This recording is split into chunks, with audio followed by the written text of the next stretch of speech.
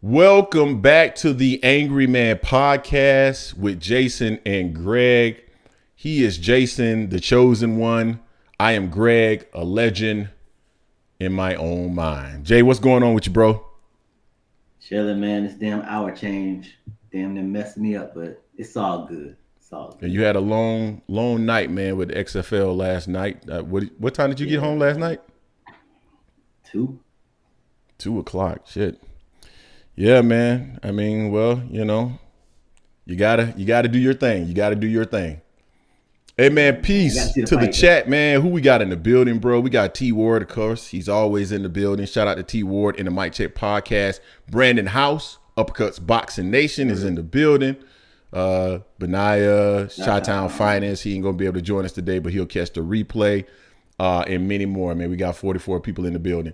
So, Jay, you know how we roll, man. We don't spend a lot of time doing the salutes and all that other stuff. We get right into the business of it. We got to talk about that fight last night, man. You and we connected and talked a little bit about it earlier this morning. So I'm bringing you to the floor, front and center. You picked Tony Harrison to, quote, box the head off of Tszyu. So I need for you to come before the people and explain yourself, bruh. What happened last night? Hey, you know how we do. We stand whatever we say. I ain't scared. You ain't scared. There you go. Let's get it. So like I said, with Tony Harrison, he let me down. I said a focused Tony Harrison I felt would box Tszyu's head off. That's Tszyu watching that fight. I watched the fight this morning because I missed the live show. Tim just came forward. Tim really didn't do too much. And watching that fight last night, Tony looked like he aged like 30,000 years. He had no movement. The ring was small, yeah, but he had no movement, had no lateral movement. He threw nothing but jabs the first 3 or 4 rounds. That's not boxing like that, man. That's not the Tony that fought Mel the first time. This Tony was a Tony that fought Perella, who Vorjones trained that arguably beat him. So beat Tony rather. So now Tony let me down. I ain't bet on him now. If I've been betting, I'd have bet on Tim. No, you would have bet on Tony. Don't try that shit. You got your damn mind. Hey, and in meetings offline, he was like, man, I got Tim, bro. I got Tim. So you got to stand on that, brother. You got to stand on it. I mean, Tony, you say you got Tony. Man. Say what now? You gonna be lying to the people like that? Come on, man. That's you had Tony Harrison. You said he was going to box the man head off. I said a focused Tony Harrison would box. You said he was focused. You said he was focused. You said he was focused. I thought he was, but I'm not in this training camp. Then you shouldn't have said he was focused. Then you shouldn't have said he was focused. Till the fight happened, and the first 3 rounds, he threw nothing but jabs. Only reason he won that first round because Tim didn't do anything. He literally just threw jabs. That's it. Yeah. Jabs. Until the 3rd round, he threw maybe two crosses. He didn't throw a hook or uppercut until round 4 or 5. His best round was round 6, and he still lost that round. So by the time he got stopped, I had him down. I only gave him like 1 or 2 rounds max. At that. God damn, Steve Farhood. No, I mean, because other rounds I was watching, I'm sitting there like, damn. Tony his legs ain't there. He ain't moving. He's backing straight up on the line. Man, you don't do that. And the Tony that fought Mel the first time didn't do that. He showed lateral movement. He threw combinations. He made you miss and make you pay. He counterpunched. He didn't do none of that. He surprised me trying to fight on the inside in round 8 and 7. But neither one of these fighters last night would beat Mel. I don't disagree with that. So we had the fight party last night, Jay. Shout out to everybody that was in the fight party last night. We were talking about it. I think Benaya was in there as well. No, Heaven Williams was in there. Myself, T Ward, Chicken Talk, and there was several other of us that were in that fight party. And we were talking about it, and I just felt like, when you look at Tony Harrison, 76-inch reach, massive reach, it was important for him to keep the guy outside of that stick and also to stay off the ropes. Literally, that's what I said prior to the fight actually starting. Tony initially, I mean, right off the jump, started moving backwards. And it wasn't like Tszyu was putting that level of pressure on him to force him backwards. Exactly. He was willingly going backwards and going to the ropes. You don't allow a fighter like Tszyu to plant and punch. That makes absolutely no sense. And when you're putting yourself on the ropes and allowing this guy to plant and punch, you're putting yourself in a very bad position and not a position to actually win. And so he started the fight off just like that, Jay. And to your point, he was pumping the jab a little bit, and that was good with the jab that he was pumping, but he didn't do much else. Now, I'm a fan of the jab. The jab can win you the fight. So I don't have a problem with the fact that he was jabbing. I have a problem with the fact that he was moving straight back in a line, didn't use any lateral movement whatsoever, so that Tim couldn't just simply plant and throw. So I don't know. Hey, he said for whatever reason, he didn't follow the game plan. He said his brother had the game plan. And sometimes, you know, you get into the fight and you forget the game plan. That's part of being an elite fighter, because you should not be forgetting the game plan when you get into the fight. And so I'm incredibly disappointed in the performance of Tony Harrison, not necessarily Tony Harrison himself, but I am disappointed in that performance. It made absolutely no sense to me, his strategy and how he was fighting Tszyu. He did change things up toward round 3 or round 4, started closing distance, going low, sticking the jab, and then kind of closing ground very quickly to take away the range from Tszyu. But that wasn't enough, man, when you continue to move backwards in a straight line and give Tszyu opportunities to load on, to basically throw whatever it is that he wanted to throw. He didn't really have to think that much with Tony, because Tony didn't give him anything to think about. And so incredibly disappointed with Tony Harrison, man. I feel like possibly it almost feels like Tony Harrison had just finished having sex, like 30 or 45 minutes or an hour of sex or something, bro. Wasn't nothing there, man. He ain't had no legs. He didn't look as fast and sharp as he usually looks. I don't know, man. I don't know. He looked bad. Not only that, Greg, Eric, to your point, also Tim didn't respect nothing Tony was throwing with power. Tony didn't have any power to put on. So if Tim doesn't respect your power, like he felt with Terrell, Terrell dropped in the first round. After that, he didn't disrespect that power after that. So he said he would just take him. He would just get in there and just eat him. You're not going to do that against Mel. I see someone in the chat said that Charlo struggled with Harrison. That wasn't the same Harrison that fought Tim last night. That Tony that fought Tim last night was one dimensional, just throwing jabs and nothing to follow with it. So you can't win a fight. You're just throwing jabs, and other person actually throwing power punches and landing them on you. So, yeah, man. I mean, hey, Jason Williams, yeah, man, them yams, man, them yams. I'm not gonna say that that's what's going on with him and Alicia Baumgartner, but I know I could not concentrate if I was training her. I do know that.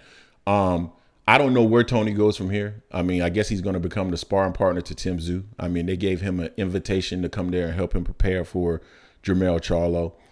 Again, I think Tony's done. Tony's done, man. And one thing I want to point out too as well, Jay, is the referee. Tony was done. I mean, if you watch the fight party, I literally yelled, "Stop the fight."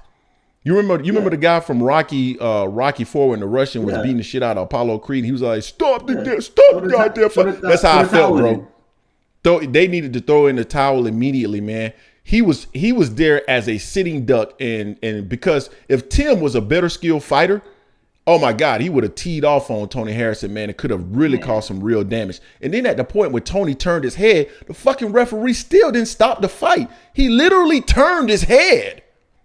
Jump in there, man. This is done. It's over. So I don't get why he did not stop that fight earlier, bro. It made no sense to me. Yeah, bro. It's like when I saw it this morning, I told you, I was like, how many? Like Tony took 7 uppercuts, damn near in a row. Oh, then he got get laid on the ropes, and then he got hit again, and then Tim almost hit him again with another uppercut on the way down. Right. You know, so I'm sitting here like that could have been stopped like 4 uppercuts ago. You know, I'm glad Tony didn't sound like he was seriously hurt afterward, but I mean, you never know the effects of a beat down like that, a beating like that. That many shots to the head. I mean, he was taking a lot of hits to the head. He even says like he didn't know what he was going to do next because he's like, man, I took a lot of shots to the head. So he admitted to it. I'm glad he acknowledged that. And I mean, I don't want to see Tony go out another way. You know, this ain't the best way to go out, but dude, you're done, man. He should really be done. He's done. Now let's transition to him versus Jermell Charlo, man. Mel is not going to give you the odds. So one of the things that Mel does do well, and I was actually surprised Mel does this as well, but he showed this against Castaño, is the movement, the lateral movement. Mel has the ability to actually move, bro.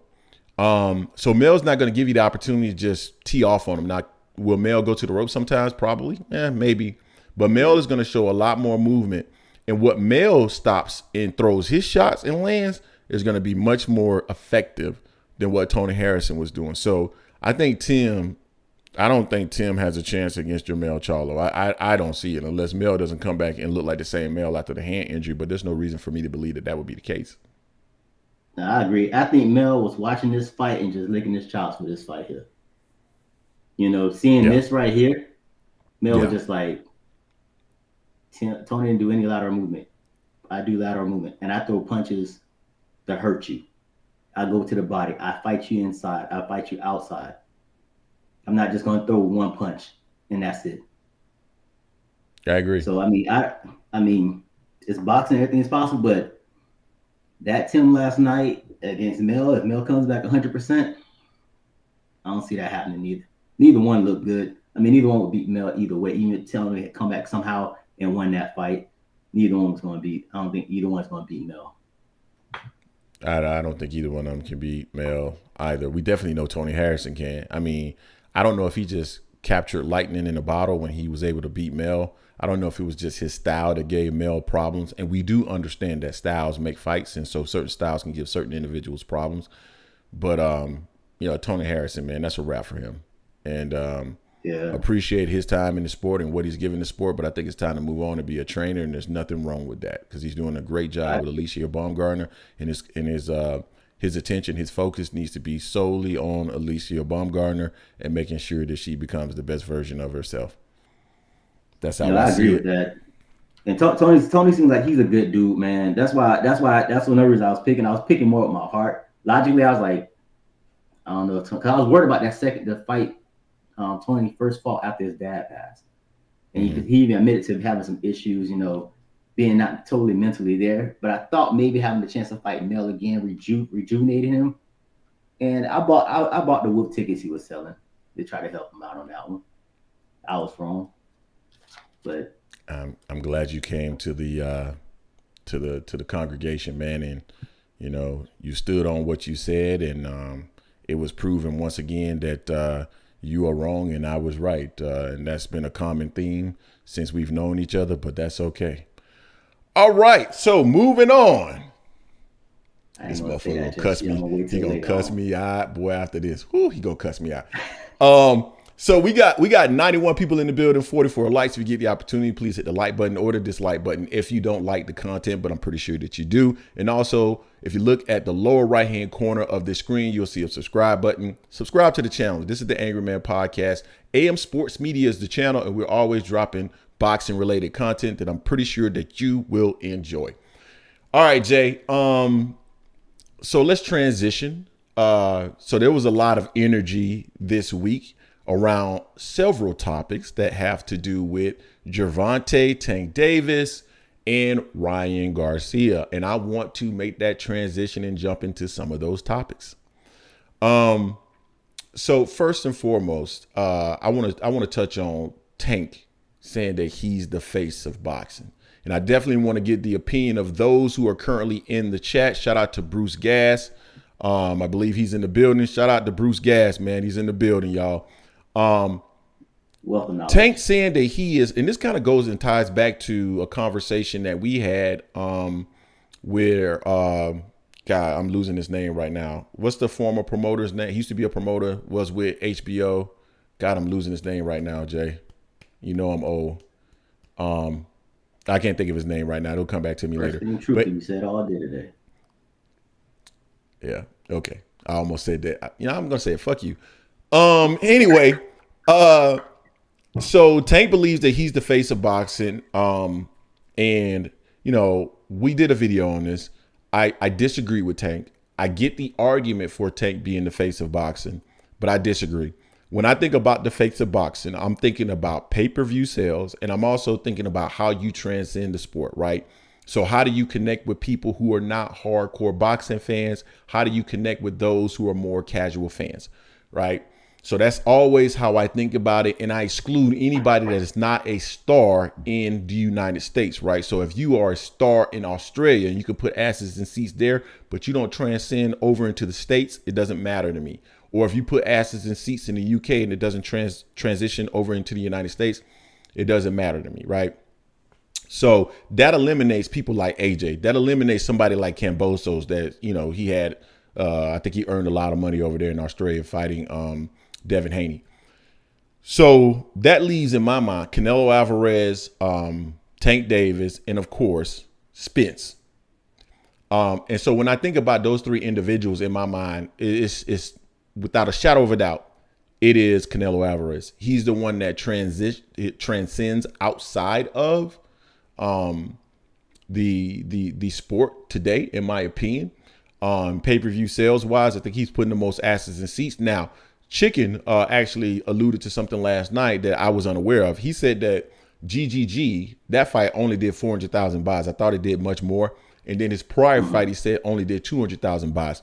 Now, someone makes the argument to me, Jay, that Gervonta Davis is going to be the face of boxing coming out of this fight because they believe that he will defeat Ryan Garcia. But not only that, they're going to do upwards of 1 million pay-per-view buys. I can believe that. I can buy that. But I felt like the question was he the face of boxing today? Will he be the face of boxing tomorrow if they do 1 million plus pay-per-view buys? I think he will be, because like Floyd Mayweather, I think once you hit that 1 million pay-per-view buy rate and you start to bring in those who are casuals and you become that next level star, I think Tank is going to take a leap from doing on average 200 to 300,000 pay-per-view buys to somewhere between 5 to 7, depending on the opponent. And if somebody has a name, he's going to do 1 million plus buys. So in the future, after this fight, if he wins, I think he's the face of boxing because he has everything, the power, fan-friendly style. He's putting asses in seats. And he transcends the sport. Those are the criteria that I believe are important in order to be the face of boxing. So I want to pass it to you, Jay. What's your thoughts on that? No, I've always said that I feel like Tank was going to be the face of boxing. Right now, he's clearly not the face of boxing. Canelo is. That's not dispute. You can't dispute that. Yep. You know, we want to look at numbers, then we'll probably say Tank is number 3 and Spence is number 2. You know, but the way people are clamoring to Tank's fights, the celebrities that's coming to his fights and whatnot, because he's, like you say, he's fan friendly. He's knocking people out. He's doing what you want to see in a fight. You know, for the casuals, they just want to see someone get knocked out. He beats Ryan. I think that's going to catapult him even higher than Spence. Once Canelo fully leaves, then definitely Tank will take over, I believe. Now, Canelo's issue, people are getting sour on Canelo because he's not giving us a fight we want to see. He's only fought 1, maybe 2 people worthwhile, really, in the last 6 fights. Duvall beat his ass. Caleb Plant. You know, we can't. Billy Joe Saunders, no. Arby Euro, no. Callum Smith, no. You know, and no one wanted to see him fight Lil G 32 times. Absolutely. So, I mean, nah, he's not giving us a fight. He's saying they need to fight someone, talking about Benavidez, talking about Charlo, talking about Andrade. Although the other people, some of the people I mentioned before, didn't fight no one to get the fight with Canelo neither. So, but Canelo has a whole country behind him. That's why he's up there already. He learned from Floyd, you know, how to market himself really well in that aspect there. But yeah, once he gets out, and if Tank has a hell of a fight against Ryan Garcia, he's going to get moved up higher than Spence, I think. Now, Tank has to continue to fight top fighters, though. You know, after Ryan Garcia, I really want him to fight Devin Haney for the undisputed. That'll help him as well. Although Devin's not as well known as everyone else in there, but to be undisputed, add that to your resume, that's definitely going to help him out. Hey, Jay, so there was some response from Brenda saying your sound wasn't good. Brenda, I just in my mixing board, I just turned his sound up, so hopefully Jason sounds a little bit better. Let us know if he sounds better in your as you hear as we continue the podcast. Nah, Jay. I mean, you make some important points, but one of the things I wanna kind of address that came up in the chat, man. Shout out to the Boxing Source. If you haven't had the opportunity, guys, go subscribe to the Boxing Source. That's our guy over there. He mentioned AJ and the fact that AJ was able to sell out the Garden. That's a fair point. That's a fair point. But I still don't see AJ as the face of boxing. I don't even think he's in the top 3. I still don't feel like his level of popularity is there here in like in the States versus Tank versus Canelo versus Errol Spence. I don't see it. But that's a fair point, and I wanted to bring that up because he's making a cogent point there. You talking about the Boxing Source? Yeah, the Boxing Source said that. Now, someone just mentioned something about free cheap tickets. I don't know if that was in reference to AJ. I don't know what the seats were going for when he fought Andy Ruiz in the Garden. I have no idea. So that would play a factor in it, but I don't know the particulars of that. In my mind, he does not feel like a star over here in America. I mean, he's somewhat known, but he's not a star. Yeah. So I mean, I get what the people are saying in the chat. They say they don't want Canelo mentioned as the face of boxing. I don't like what he's done as far as a resume as who's he's fighting, but he's the most known fighter in boxing right now. I can't dispute that. I don't like it, but I can't dispute that. I'm struggling with but now I see your what is your argument though for him not being the face of boxing currently? Why do you feel it's factually inaccurate? I'm curious to know, because I feel like he's definitely the person right now, and he's putting the most cheeks in seats, and that's the reason why he's getting paid. Cheeks in seats, endorsements all over the place as well. So I mean, his face is all over. I mean, he's on a Super Bowl, couple Super Bowl commercials and stuff. So I mean, and according to Terence Crawford fans, if you were in the movie Creed or associated with the movie Creed in any kind of way, then that means that you are a star. You're a legitimate, bona fide star. So I just want to put that out there. And he was seen with Canelo Alvarez. He was in Creed. So with Terence Crawford in Creed and he being one of the major stars in the sport, and Canelo Alvarez was also in Creed, he got to be a star, according to Terence Crawford fans. I just wanted to put that out there. Don't start this shit this early, Greg. I'm sorry? I got you, but nah, right. I see what you're saying. Don't start this shit so early, Greg. What did I do? I'm using Terence Crawford fans' logic. All right, man. Hey. All right. So let's transition into the next topic associated with this fight, Jay. And this is one that I really want the chat's involvement here. I want to see what people in the chat have to say about this, because I saw people disagreeing with what we were saying when we did the video on this topic. Some people agreed, some people disagreed, some people were in the middle. And I think it's an interesting topic.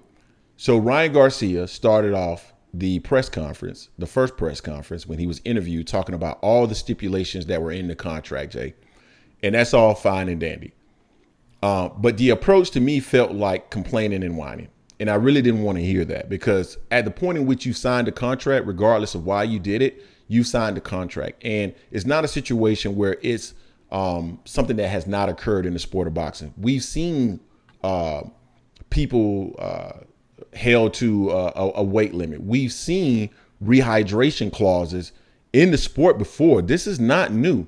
So there are a lot of people, either, telling Ryan to shut the fuck up, or they were basically saying, hey, it's not something that's new to the sport, or they were saying, hey, at the end of the day, Ryan, he should get all this kudos for taking this fight, and it wasn't fair what Tank did.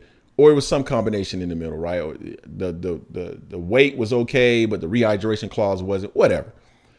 I personally feel that we demonstrated and spoke to a number of situations where there's been rehydration clauses, there's been weight clauses, and there's been different aspects of negotiations that the A side got, period. They got that. It's just what it was, right?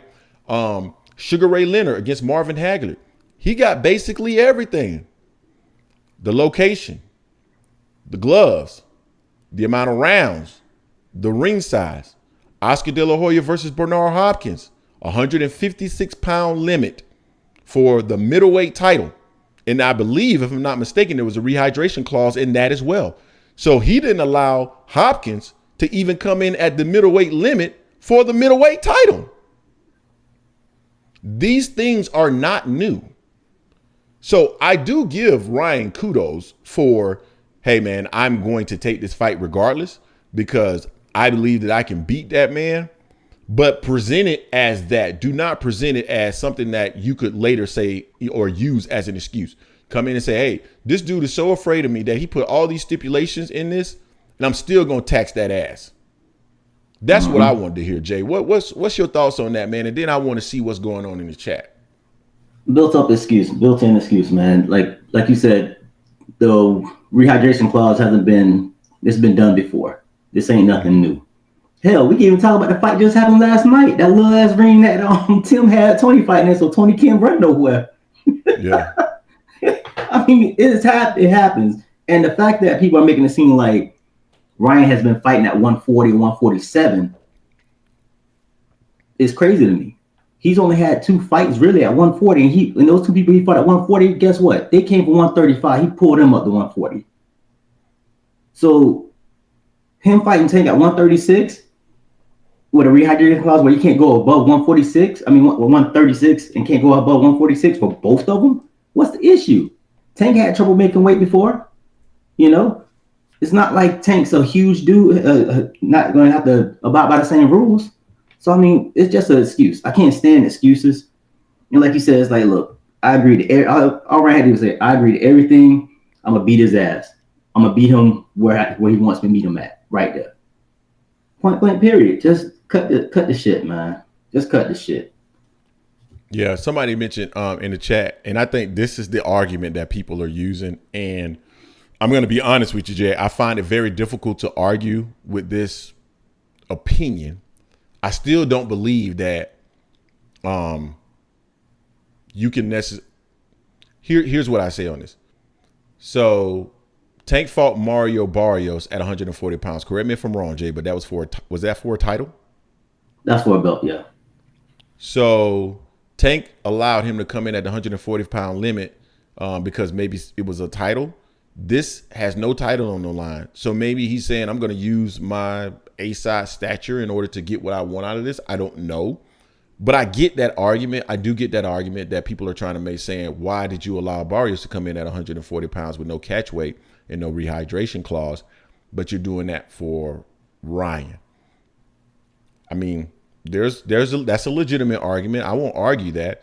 At the same time, I'll still stand on, at the end of the day, this is nothing new. It's nothing new. But great. How much do you want him to allow him to rehydrate to? 150? 155? 160? I'm like, don't the sanctioning body have rules associated with rehydration after your initial weigh-in? I believe they do. I know they started doing it after Arturo Gatti. Because he was coming at 19, 20 pounds overweight, and he caused someone brain damage. So yeah, I mean 10 pounds, that's not realistic. Like, to me, man, the same people that are screaming, talking about they don't want Tank don't want Ryan Garcia to come in at his best. How can you say that out of one breath, but then be okay with Garcia having the ability to come in probably at 150 or 155 against a guy that maybe is going to weigh less than 140 pounds? I mean, you're saying that Tank is creating a situation where he has the advantage, but not putting that stipulation in the contract allows Ryan Garcia to have a massive advantage as well. Ryan is still going to come in much heavier than Tank, but Tank is figured out a way to limit the amount of weight that he's able to put on so that the fight is more even, because Tank is not going to come in above 140 pounds that night. You know what I mean? So if he doesn't put in a rehydration clause, I mean, this guy could come in at 150, 155 pounds on fight night. Tank come in at 138. So now Tank is at a disadvantage. Why would the A side allow himself to be put at a disadvantage in a fight against the B side? So, I mean, to me, I'm looking at it through that lens as well. You just can't look at it through, okay, what did he do for Barrios versus this guy? I mean, I get it. I understand that argument, but at the same time, I understand why Tank is saying, hey, man, I'm not going to let this guy who's big, fast, and has some skills come in with an 18, 20-pound weight advantage. Why would you do that? Exactly. It makes no sense. If I'm the A side, I'm not going to let you just come in like that. You already have every other advantage over me physically. You're taller than me. You have a slightly longer reach than me. And I'm going to let you come in 15, 20 pounds heavier than me on top of that. That makes no sense to me. It doesn't make any sense to me either, Makes man. no sense to me. I'm struggling with that big time. Also, when Ryan came in, Ryan last fight against Fortuna, he came in weighing at 130 and a half pounds, I believe, at weigh-in. Mm-hmm. So he came in less than that. I don't know what he rehydrated to. I don't know if he rehydrated to 148, 150, whatever, but he can make the weight. You know, they act like Tank's never had problems making weight. So, I mean, 10-pound rehydrating cloud, Ryan, just stop crying. Stop with it putting in an excuse already. So let me pause here real quick, Jay, and we're going to continue this conversation. But we got 162 people in the building, 81 likes. If you get the opportunity, guys, please hit the like button or the dislike button if you don't like the content. But make sure that you engage with the content. And then look in the lower right-hand corner. If you are new to the channel, this is the Angry Man Podcast, AM Sports Media. We are dropping content on a regular basis that I'm sure you will enjoy, whether it's interviews, whether it's documentaries, or just clips. We are always dropping content, so please check us out and subscribe to the channel, man. You will really enjoy us. While you're at it, go check out the Mic Check Podcast. That's my guy T Ward. Great content over there. They cover all sports. And then the Boxing Source, that's our boy JR. He is always doing this thing as well. He is like one of the godfathers that help us out with our channel. So go check him out and subscribe. Jay, so very quick. Go ahead, bro. Very quickly. So people want to bring up Barrios. He fought Barrios in 2021 in June. That's 2 years ago. He had one fight at 140. That was for a belt. Every other fight has been at 135. Being the A side, why the hell would I go up to his weight class or allow him to have a superior advantage over me with weight? He already has all the other advantage over me. Hey, the Boxing Source said, "Ella, you called me Kevin Samuels." Is he referring to what I said? He's not referring to me calling him the Godfather, is he? Nah, bro, you just the man, man. You the man. You the man. That's all. Yeah, T-Ward just dropped the Mic Check Podcast in there, man. Go check him out.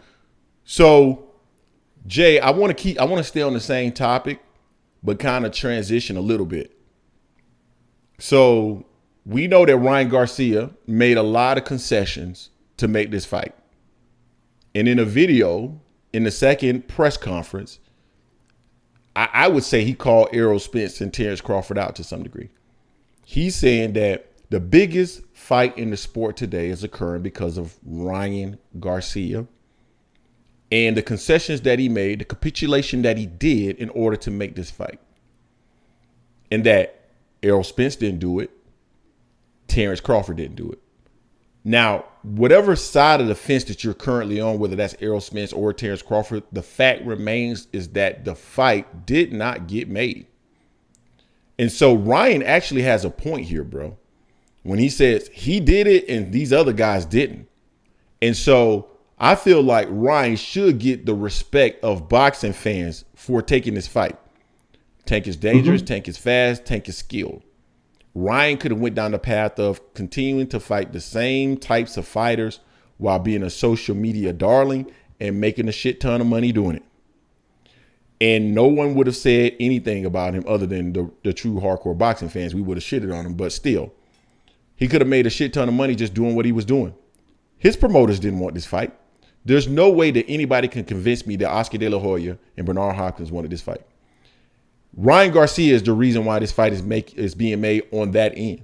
So he should be given kudos for that, bro. I got to give Ryan Garcia love for that because he was a driving force in this fight being made. I'm not saying that Tank Davis didn't have anything to do with it because it takes two to tango, for sure.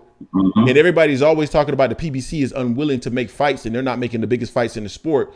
But that's bullshit because we see that they're making some of the best fights in the sport. And if you look over the next few months, all of them are PBC cards, and I'm thrilled with them. But I gotta pause and give Ryan Garcia love, man. What are your thoughts on what he had to say about himself being the driving force and making this fight, and also calling Errol Spence and Terence Crawford out. I give him credit for agreeing and signing a contract. I give him credit for that. I'm not going to say he's the defining force why it happened, because it takes two to tango, So he definitely he gets credit for that. I'm just tired of him bitching and crying about rehydration in the same sentence. Just let it go. But he has a point there, because if he didn't really want to make this fight and make some concessions, this fight wouldn't have happened. Sure. So he gets all the credit in the world for that. Same thing with Spence and Bud. If both fighters really, really, really wanted that fight, they both would have made the concessions necessary, and the fight would have been made, regardless of what side you stand on, whether you're a Spence fan or you're a Bud fan. The fight didn't happen because concessions weren't made on one or both sides. So I give Ryan credit on that. Exactly. You got to give him love for this, man. This fight, in my opinion, is probably going to do somewhere between 700 to 1 million pay-per-view buys. I think it's a massive fight. It may be, and we discussed this several months ago, it may be a bigger fight than Errol Spence versus Terence Crawford. It might just be a bigger fight, because I think you have two participants in this fight that are well known outside of boxing. That's Gervonta Tank Davis. We talked about the fact that he transcends the sport, and he made connections with people outside of hardcore boxing fans. And then we know that Ryan Garcia is a social media darling. It is what it is. Versus Errol Spence and Terence Crawford. Errol has a pretty big backing, but Terence Crawford does not. So it's possible that this fight is actually bigger than that. I mean, that might be the case. So shout out to those guys for making this fight. Now they're talking about this may be something that will, ignite the sport. I don't know if the sport really needs igniting. So outside of a handful of fights, what fights are we missing right now? And when I say that, I mean fights that can actually happen right now. We know that it's Terence Crawford and Errol Spence. We want that fight to happen for sure. Rumors are out there that these guys are negotiating. I don't know if that's the case, and we will talk about that a little bit later. What fights out there that could be made today have not been made? We're getting Ryan that could be made. We're getting Caleb Plant versus Benavidez. More than likely, we're going to get Errol Spence versus Keith Thurman. That's not the fight that we want, but it's still a really good fight. Devin Haney he's already in a fight with somebody else, but he's fighting against Loma. That's a fight that I would really like to see. I would love to see AJ versus Wilder. So that's a fight that could be made that has not been made. Canelo, the people that we want to see him in the ring with, it's not going to be Charlo. Charlo is busy right now, or he's coming back. He's coming from a comeback, or he's coming back to the sport. And so he's not going to take on Canelo. Plant and Benavidez are fighting. So there's really nothing that we want to see from Canelo unless he fights maybe, I don't know, Better Beef or somebody, or Bivol or somebody like that. But, that's a fight that possibly could have been made, but that's being sidelined, is the Bivol and Better Beef fight. Yeah. So that could have been, they could have fought for Undisputed years ago. That's been on ice for the longest for whatever reason. So I wouldn't say that. A lot of people, I would say this. This is how I would characterize it, Jason.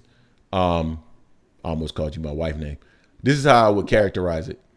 In my opinion, the demise of the sport is probably a little bit exaggerated.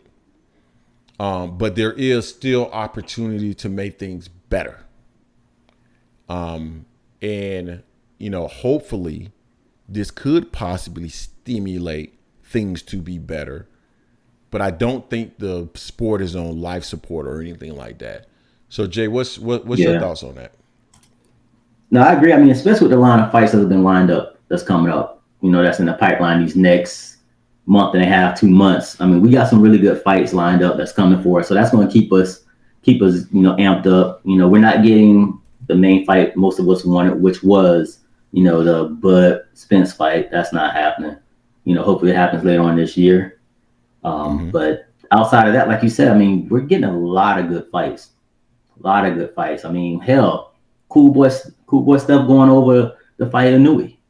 That's a hell of a fight. That's a great fight. Hell of a fight. I I Hey, mean, Jay, Haney Noma.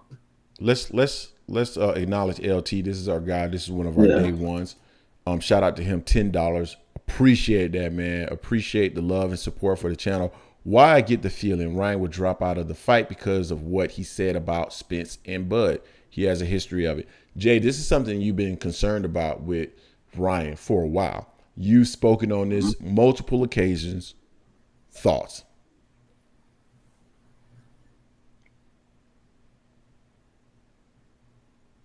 Jay, you there? Yeah, I was just reading what LT wrote in again. I mean, that's always my concern with Ryan. That's why I go hard on him sometimes. Hard about some of the stuff he says, because I'm like, you sold all those wolf tickets. Yeah. You know, you came on there talking all mad shit. First it's gonna be Tank, then it's gonna be Pacquiao. You know, then all of a sudden you're doing this or doing that. Then it comes out as mental health. Okay, cool. That's a serious situation right there. Then you come back and you fight. I forgot who he fought when he first came back, and he fought Fortuna. You know, and now he's crying about rehydration clause. You know, it's just, I'm glad everything's signed, but it's not sealed to me until they get in the ring and that bell sounds. You know, right. It's still for me, it's still not trustworthy. It just ain't. Just because you have the history. I believe someone put in the chat that he's pulled out of 5 fights since 2021. That's facts. That's so facts. This was so big though, guys. I'm gonna put it to you like this. This fight is so big, and Ryan Garcia is gonna get a purse that is so massive, he will not pull out of this fight. I'm predicting that. He will not pull out of this fight, period. He will not. That's my prediction, and you guys have seen I've been pretty good with the prediction, and Jason has been fucking trash. All right, let's move to the next topic.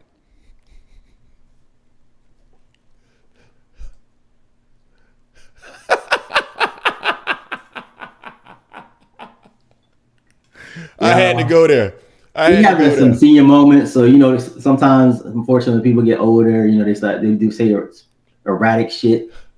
That's Greg right now. He's having those senior moments and shit. So you know, I gotta make sure he gets on his medication. Yeah, first of all, you older than me. Jason Williams say Ryan pullout game is better than mine. Facts. Hey man, let's pause here very quickly, Jay. And give our the people that support us some love. Rock Dog Interactive, Black Father Figures. Black Father Figures is going to have a cruise here later this year. We're going to bring him back on to make sure that he speaks to the crew. So shout out to him. Rock Dog Interactive, bite-sized solutions for big problems. Go check them out, man. Anything that you need from a technical standpoint, Rock Dog Interactive, they got you. Also, I want to give love to the chat. T Ward, that's our guy. Go check out the Mic Check podcast, the boxing source. That's fam. Also, go check out Manager Marty, man. That's our dude. I was on his show last week. So go check out Manager Marty. And then also Chicken Talk. That's our guy, man. Chicken Talk, man. That's the man. That dude. That's our dude, man. Chicken Talk Lefty. He has a Spaces on Twitter every Saturday, man. And it's amazing. And also, Jake Donovan, who writes for the boxing for boxingscene.com. He will be our special guest next week. Jake Donovan, very knowledgeable about the sport and what's currently going on. So he will be on the show next week to help bring some light, add some color to what's going on currently in the sport today. Jay, we already at 53 minutes, man. We got a number of topics to still get through, but we will open up the phone lines. Be sure that we'll probably do that in the next 10 to 15 minutes. All right, man. Jay, what else we got to talk about, man? There's just so much stuff going on, bro. I wanna transition. Man, you know, well, let's do this real quick before we hop off the Ryan and Tank conversation. So you and I were talking, and I said, Jay, you know what? The same people that I'm seeing in the chat who are complaining or telling Ryan to STFU in regards to the complaining that he's doing in regards to the stipulations to the contract, they're the same people that are saying that Terence Crawford is treated unfairly. And I'm confused. Either you feel that the A side has the ability to dictate or you don't. Either Tank is the A side and he has the ability to dictate to Ryan and you're okay with that. Then you must also be okay with the fact that Errol Spence is the A side and he can dictate to Terence Crawford. It can't be both, Jason Williams.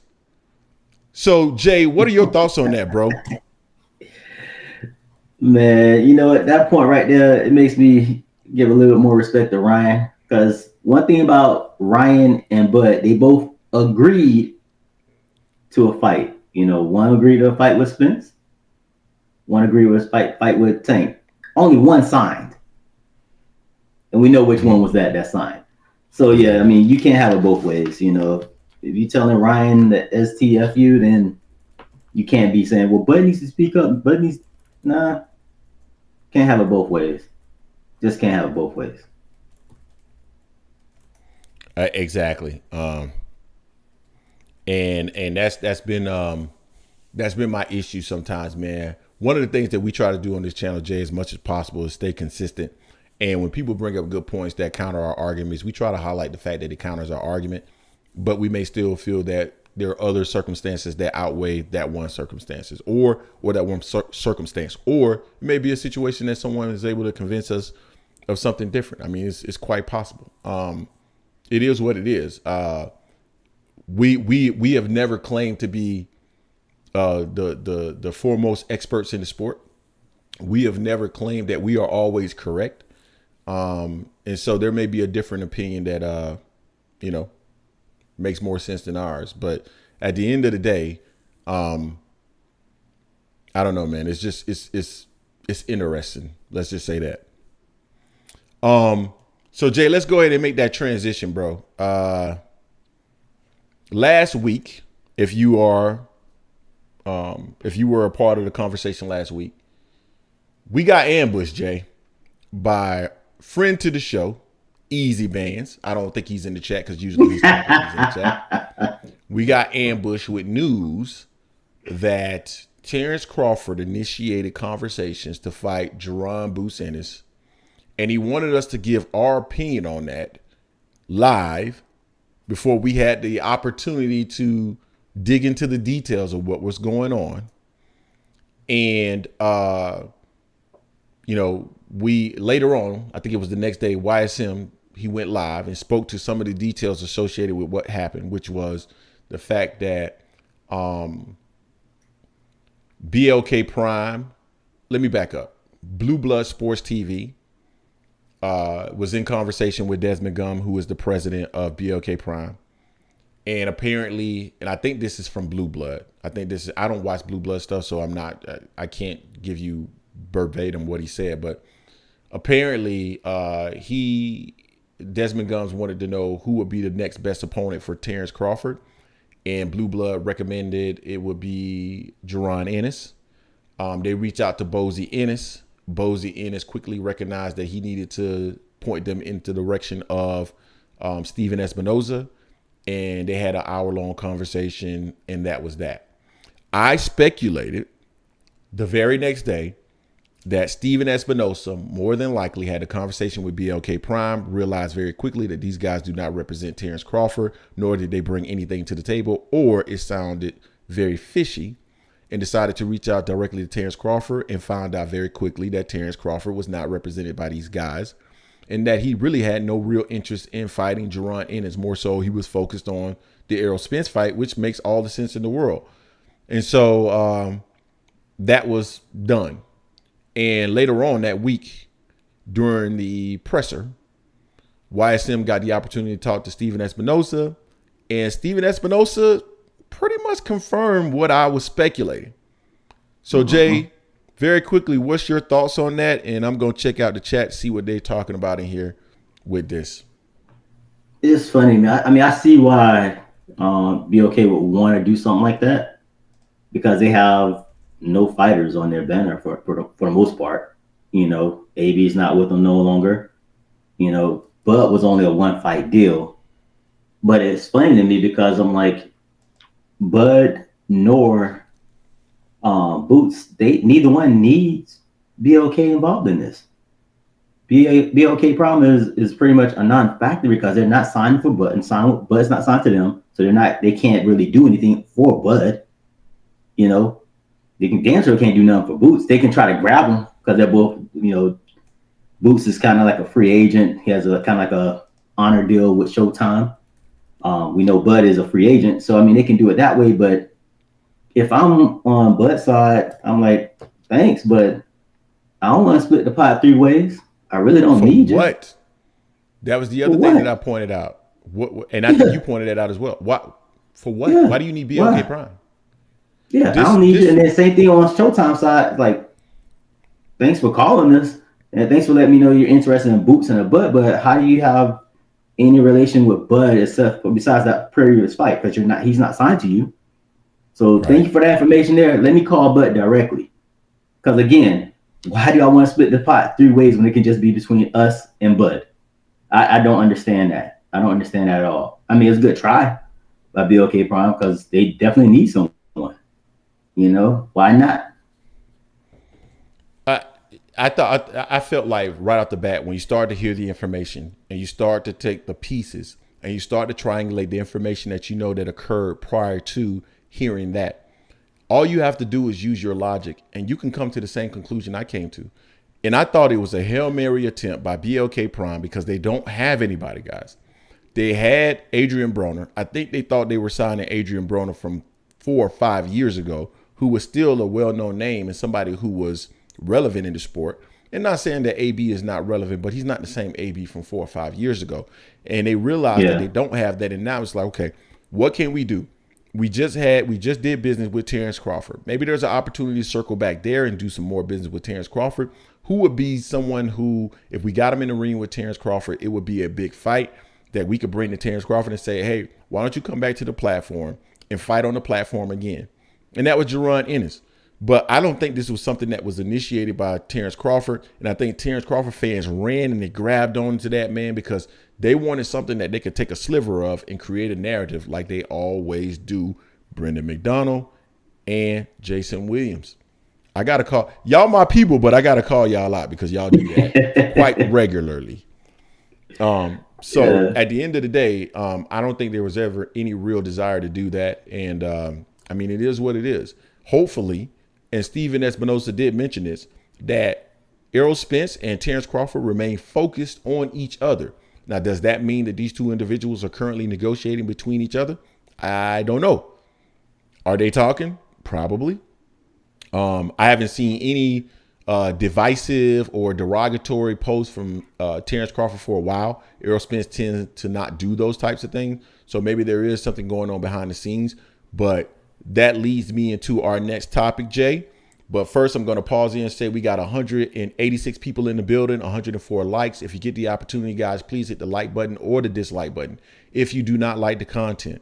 But make sure that you're interacting with the content. Also, there is an icon in the lower right-hand corner of this screen. If you're new to the channel, this is AM Sports Media, the Angry Man Podcast. We go live every Sunday at 4 p.m. Eastern Standard Time, and we're dropping content all the time during the week, whether it's video clips, documentaries, interviews, you name it, we do it. Come subscribe to the channel and be a part of the family. Also, the Mic Check Podcast, the Boxing Source, Chicken Talk, Manager Marty, those are all our people. They're like family. We interact with them. You'll catch us on their channel. You'll catch them on our channel. Go check them out. And shout out to the folks in the chat. Love. All right, Jay. What else do we got, bro? What else do we got? I thought I had a topic in my mind, but I might have just forgot it. You know what? There's only a week left until. There we go. That's where I was going. That's where I was going. Terence Crawford versus Errol Spence. Supposedly, these 2 individuals have been negotiating behind the scenes. And Rocha and Crawford, they were both mandated. They were mandated to fight each other roughly 2 weeks or so ago. They were given 20 days to make a fight or it was going to go to a purse bid. So time is running out rapidly for these 2 individuals to actually make a fight such that it's Errol Spence versus Terence Crawford next. In my heart, I would love for that to be the case. I truly would. I don't know if that's actually going to occur though, Jay. So I still believe it's going to be Keith Thurman, but time is running out. I think all boxing fans would jump in joy if that were the case. People cannot be happy with Terence Crawford versus Alexis Rocha, and I think most of us would prefer Terence Crawford versus Errol Spence rather than see Errol Spence go against Keith Thurman. So with that being said, I hope we're wrong, but I don't think that's the case. But before we go into that, Jay, shout out to Big Dose 513, salute, and then Run 501. Man, appreciate it, bro. Thank you. Great show. As always, we appreciate the love, man. We're always trying to bring you the best content we can. Boxing Source, please drop your link to your channel in the chat, man, so people can go check out your content, because your content is great as well. Jay, I'm going to go ahead and let you expound on that topic very quickly, but I'm also, guys, I'm going to open up the chat, the call line as well. So we're going to continue to cover these topics, but we're also going to open up the line for people to call in and have a discussion with us as well. Yeah, great. The only thing I think everyone can agree on, whether you're on Bud's side or Spence side, is no one wants to see Bud fight Rocha. No one wants to see Spence fight Thurman. I think that's one thing that both sides can agree on. I should hope both sides can agree on that, because that's what everyone wants from the get-go, regardless of who you say ducked the other or did the wrong negotiation, what have you. So we're not getting the fights we want to see. That just sucks. That just really sucks, not having that main fight there. You know, I mean, I'm still gonna watch both fights. That's damn sure gonna happen, just because I'm a fight junkie. You know, but I would prefer to see the Bud and Spence fight. But the Thurman Spence fight is intriguing, you know, just because of the bad blood that Spence has for, or dislike rather, he has for Thurman. And to see if Thurman has one last hurrah. And I think it's more of a payday for Thurman than anything else. I think he's more so on the way out, just with all the things he's gone through, as far as like the injuries he's dealt with, as well as the time he's been away, family and whatnot. He just seems he's more on the way out. I think he's a really good commentator. So he definitely is going to go. Him and Sean Porter might even have a damn show commentate. Who knows? You know, but I just don't see how much longer Thurman's going to be in the boxing game. Seriously. Yeah, I'm looking at the chat, Jay, and I think it's interesting. So Tunnel Vision, shout out to Tunnel Vision, man. That's our guy. I love Tunnel Vision, especially when he calls into the channel. He always has an interesting perspective. But he said Spence versus Thurman is going to be a big fight. Don't doubt it. I do not doubt that, Tunnel Vision. All I'm saying is that I think people prefer Spence versus Terence Crawford. And Jason Williams is questioning whether or not it's going to be a big fight. Jason Williams, it will be a big fight. Don't get it twisted, my friend. It will be a big fight. There is a history there. Keith Thurman is a talker. Errol Spence doesn't like him, and Errol Spence will also talk because he doesn't like him. Jason Williams, absolute 300,000 pay-per-view buys. Tunnel Vision, I actually disagree with you. I think that fight is going to do above 3. Oh, you're saying that that's a minimum. You're saying that that's a minimum. It's going to do better than 300,000 pay-per-view buys. Absolutely. Absolutely. Totally agree with that. Sean Clark, appreciate it, bro. $5. Love, man. Got to give it up to AM Sports. Y'all brothers set a tone for good conversations over here. The chat's diverse. Keep up the good grind. Appreciate it, man. That's what we're aiming for, Sean. We want people who think about things in multiple ways, and we're not afraid to be challenged on our position, as Tunnel Vision can attest to, because he's always challenging. All right. Guys, the phone lines are currently open, so if you're ready to call in, please do so. But Jay, we'll continue to talk about some of the topics that we had on the agenda for tonight. Yeah. Plus, I mean, the Spence Bud fight definitely helps both of their legacies. Oh, absolutely. You know, we talked about that before. You know, that's what we want to see. We want to see legacy fight. We want to see the best fight the best. We want to see undisputed. You know, so that's why I say that people would rather see Bud and Spence fight versus Spence and Thurman or Bud and Rocha. I definitely want to see Bud and Rocha. I think that's a complete mismatch. Oh, the phone lines are open. I'm gonna guess this is probably Tunnel Vision, but I don't know for sure. No. I know who this is. Welcome to the Angry Man Podcast with Jason and Greg. I already know who in the building, but I want you to announce yourself. Adrian from LA. What's up, baby? There we go. Adrian, what's going on, bro? Nothing much. Hey, man, I appreciate your guys' show, man. You guys, I look forward to Sundays just because of you guys, man. Okay,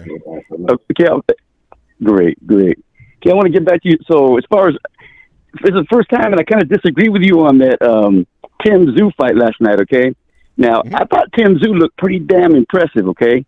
And personally, because I went to see the Castano Charlo fight, the second one in Carson, I went there because I live pretty close to there, So went to that fight. Don't get me wrong, Charlo's a bad boy, but don't underestimate Tszyu, man. Tzsu's pretty damn tough, man. He can surprise you if you're going to be sleeping on him, man. He will catch you. He will catch you, man. So because you guys kind of made it seem, Greg kind of made it seem like as if you don't think that Tszyu even has a shot.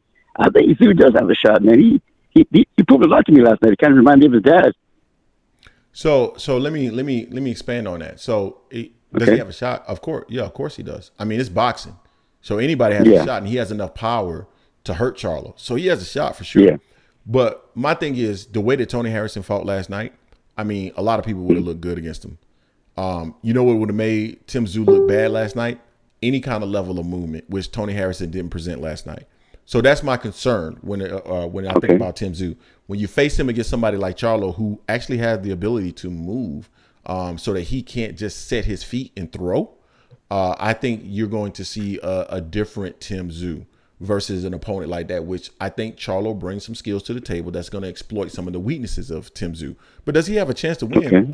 Of course. But Adrian, I want to before you get off here, I want to say this to you. So number one, I want to say again, shout out to your father, man, because you called in last week and just want to give you some love in regards to that. And then I want you to email me. You can find the email address on our channel because there's something that I want to ask you specifically because of where you're located. So when you get the opportunity, please just send us an email if you can. Hey, man, I appreciate it. Yeah, I definitely will. Thank you so much, man. Thank you so much. That really means a lot to me. Appreciate it. So get back to you. What you just said made a lot of sense right there. And one thing that I did notice about Tszyu is he didn't really go for the body. You got to go for the body, man. Because, maybe you're right. Because if he goes after Charlo's body, you can slow him down just like anybody else.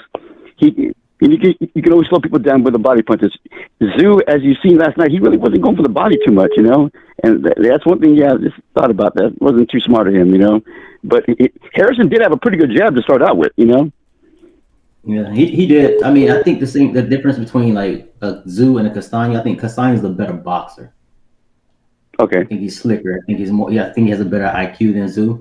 Tszyu pretty much has. To me, he has one gear. He just goes straight for it. He throws some crafty left uppercuts and a hook. He throws those very slickly.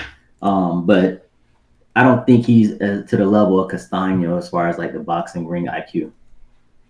Yeah, maybe you're right. But I do look forward to the fight because Tszyu did show me a lot of energy, and he is able to take a punch, man. But we'll see what happens though. But it could be a slugfest, but it could be an exciting fight right there. I think it's a good fight. But sure. Yeah, it's gonna be an exciting fight right there. But the fight I'm looking forward to still is I'm still looking forward to Caleb planning Benavidez. Now that's gonna be a war right there. But I still take Benavidez in that one. Yeah. Okay, moving on to something else you guys talked about. So the face of boxing. Yeah, you're right. Canelo is the face of boxing, and unfortunately, it's because of the Latinos in LA. I'm across the country, wherever. Everybody likes Canelo. I don't know why, man. I see right through this guy. This guy's a duck. Everything he does, he just picks the fight. Ducks. That's all he does. Is cherry pick everything he does.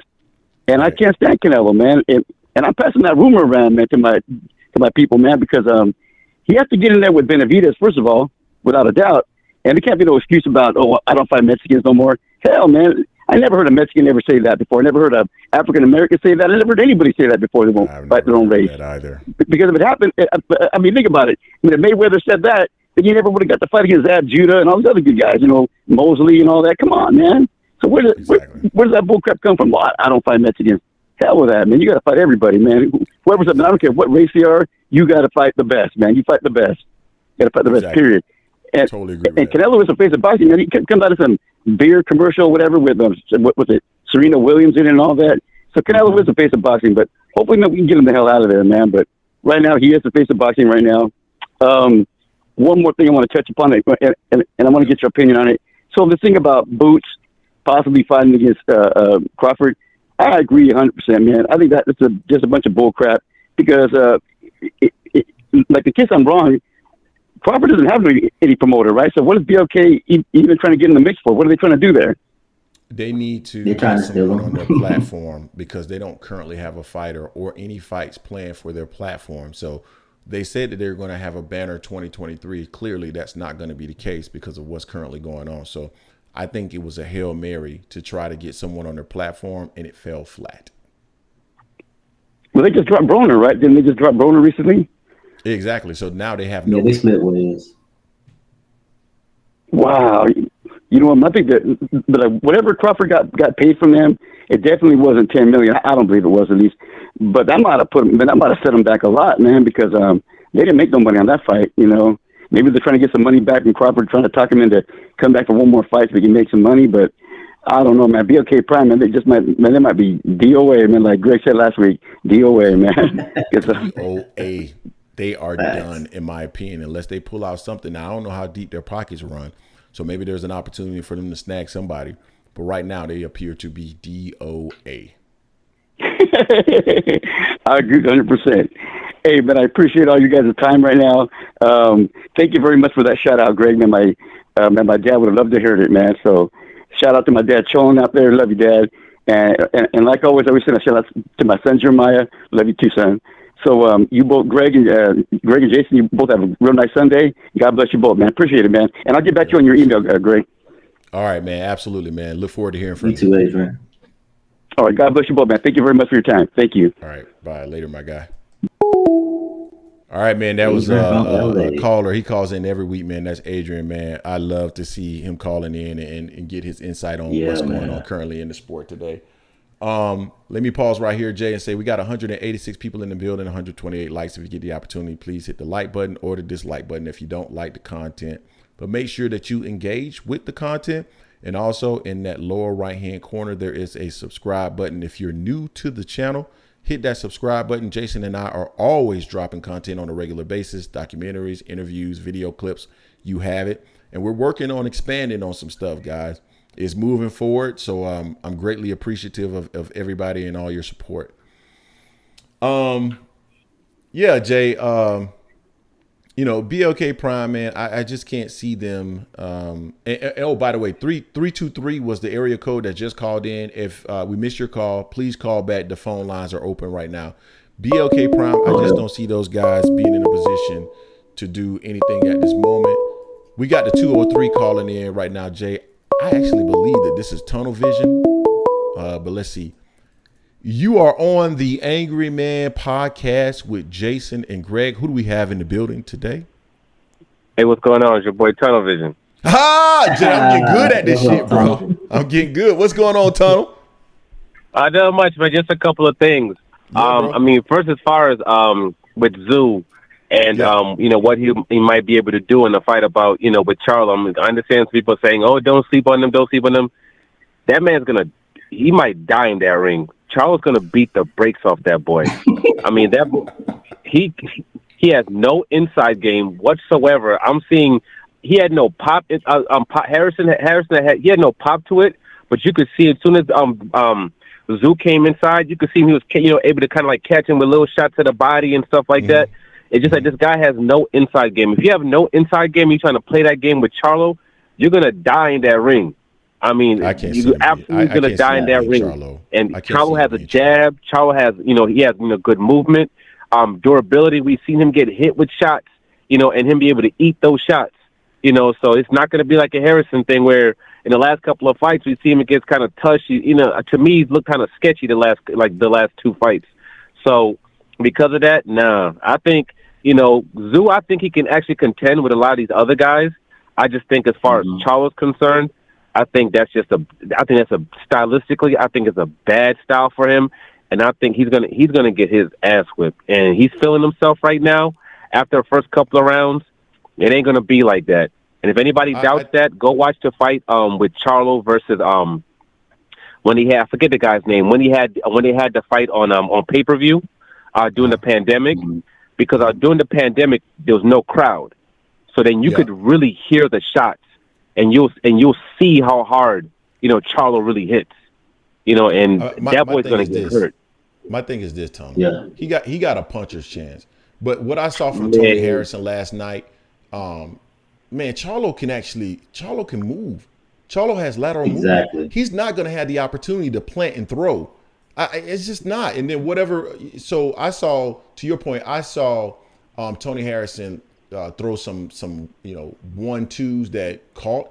Man, if Charlo throws that 1-2 and connects on his jaw like Tony Harrison was, it's gonna get ugly. I just don't see him beating Charlo. I just don't see it.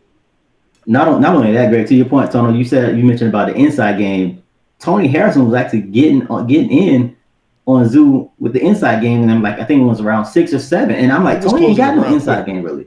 He was closing. He was touching them. Like I'm sitting pop. Yeah. They had nothing to him, but still, it's like you're getting caught. I'm seeing him get caught. Boom, boom, boom. I'm just seeing all this open spots. I'm just getting touch. I'm like, oh man, I'm like, dude, if that's Charlo hitting you're gonna be in trouble.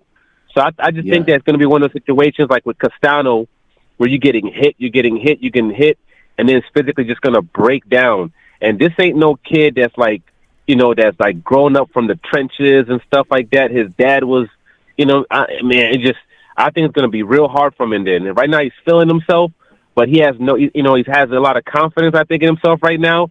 But I don't think he has any idea what he's going to be facing, the type of person that he's going to be going up against when he goes up against Charlo. That's a different type of animal, man. And people don't give him credit for being as great as he is. That kid is an absolute monster, always in shape, trains, fully focused, listens to his trainer, continues to get better. It's going to be ugly for that kid. Me personally, I think when he gets in there, I think it's bad style matchup, absolutely bad style matchup. I don't disagree with that. Him versus would be a good matchup, though. And also, as far as Crawford goes, man, I'm like, I understand people, want this thing where they want to see Crawford fight. They want to see him fight Spence. They want to see him fight Boots and his higher levels of competition. I just think that people might have to just, come to the realization that guy is not going to. His goal is not to fight top tier competition. I think people always call him a bad businessman. I don't call him a bad businessman. And I don't call him a bad businessman because it all depends on what your goal is. And it seems to me that his goal is to fight the lowest level of competition he can fight while still getting, the biggest bag that he can get at the same time. So if I can get $7 million, $5 million fighting this guy, even $4 million fighting this guy, and I can win, and I can preserve my body, and I can keep going on, I'm going to rather do that than go get that $10, $12 million. And I think that's what his philosophy is. And it's almost like the Bob Arum kind of blueprint where he tries to do that, where he won't put his guys in tough with other people. He only might do it against, people that he has control over. And I think it's just, he's kind of taken on that type of mindset. But his mindset is that I'm going to get the biggest bag, but for the lowest risk, and just ride that out. And I think there's a possibility that he's going to do this for the next couple of years and then retire. But the only thing is to still try to keep his name tied to people. That's why when you heard Bruce Ennis' father say, he said he'll fight us only if we get into social media and we start talking bad about him and start trashing him. Again, it's to keep people talking about him and also to have him connected to certain people. And that's what he does. So that's the business aspect of it. But then still go fight somebody else that has nothing to do with, to do with what people have been talking about. So I think people might have to just come up to that realization that he might not be fighting anybody you want to see, maybe even for the rest of his career. Tunnel, you're not going to get an argument from me on this one here, bro. I mean, this is something that we have said on multiple occasions. I initially thought that Terence Crawford was maybe someone who really wanted to fight, but was maybe just delusional in terms of his market value. And then once the negotiations started, man, I started to realize and started to look back on his career and say, you know what, I think the guy really signed or re-signed with Top Rank because it was an opportunity to really just go and get a guarantee and not necessarily fight those guys or be in a position to fight those guys who are most dangerous at 147 pounds. We did a video this week with talking about Sean Porter in the video that he did with this Australia sports outlet. And he was talking about the fact that he was on the PBC. He didn't have the option. Now, he used the word dodge, but that's synonymous with duck. He did not have the opportunity to duck or avoid fighters because he was on the PBC. There was a bunch of killers over there. I think that was part of the reason why Terence Crawford decided not to become a free agent and sign back with Top Rank, because, hey, why do that? Why go fight the killers? Allow Errol Spence to go fight the killers. He unify, and then I only have to go through one fight. I think that was a part of his plan, bro. I really do. I don't think he wants to show that he's great. I think he wants to leverage and use what is already in place for him in terms of what he accomplished at 135 pounds and 140 pounds, which wasn't really all that great, in order to solidify himself in the sport and then take out, maybe get an easy opportunity to fight Errol Spence. We'll see if he actually ends up fighting Errol Spence. If he doesn't, then he never wanted that fight either. Yeah, because if you know, and that's why I don't, when people say he's a bad businessman, I don't necessarily call him that, because, you know, it looks as if the plan that he has, what he actually wants to accomplish, he's accomplishing it. So if you go by what he's actually trying to accomplish, he's a great businessman when it comes to that. Like, even with the Top Rank contract, I was telling him about, I was like, that's a trash contract. Like, what do you mean? He's getting paid $3 million a fight, $4 million a fight. I'm like, yeah, he's getting paid $3 million a fight, but if he was on PBC with the pay, he'd be on pay-per-view. He'd be getting substantially higher gates than he's getting right now. He'd be getting a lot more than that $3 million he's getting, you know, but that's not part of his plan. As far as his plan is concerned, he's been on point with it, and he's doing great at it, because now he's been doing great at it so far. You know, it might end up blowing up in his face, but so far, these last couple of years, he's done an exceptional job at actually, you know, getting the funds that he wanted for the level of competition that he's been facing. You know, and even like as far as BLK Prime's concerned, just my last point, you know, saying somebody else can get on. Yeah. As far as BLK Prime is concerned, they're done. You know, it's a wrap when it comes to them, especially due to the fact that they already have a reputation, according to Donaire's wife. They already have a reputation of trying to go after, you know, the fighters who are already under contract. You know, who are under promotional contracts. Totally, you know, agree with that. And which is cool. Like, if you want to do a fight, but they're going over to these guys' fathers. They're going over to these dudes themselves directly and trying to talk to them and trying to get deals done with them. You see what happened with Adrian Broner. So you went directly to these fighters, try to get a deal set with them. Then you're trying to get the promoters involved. That doesn't work out. So you try another situation. We try to, with a guy who's ready, has a fight set up. And then now you're putting him on air saying, hey, yeah, this is going to be the next fight. You have nothing done yet. Nothing's completed. But then after that, you're going to the promoter and trying to get a deal done, and then it falls apart. And it's like, I don't understand. I don't think they understand. It doesn't matter how much money you have when it comes to boxing. That doesn't mean anything to these people, because they're thinking about 10, 15, 20, 30 years. It's about relationships. That's the biggest thing when it comes to this boxing thing.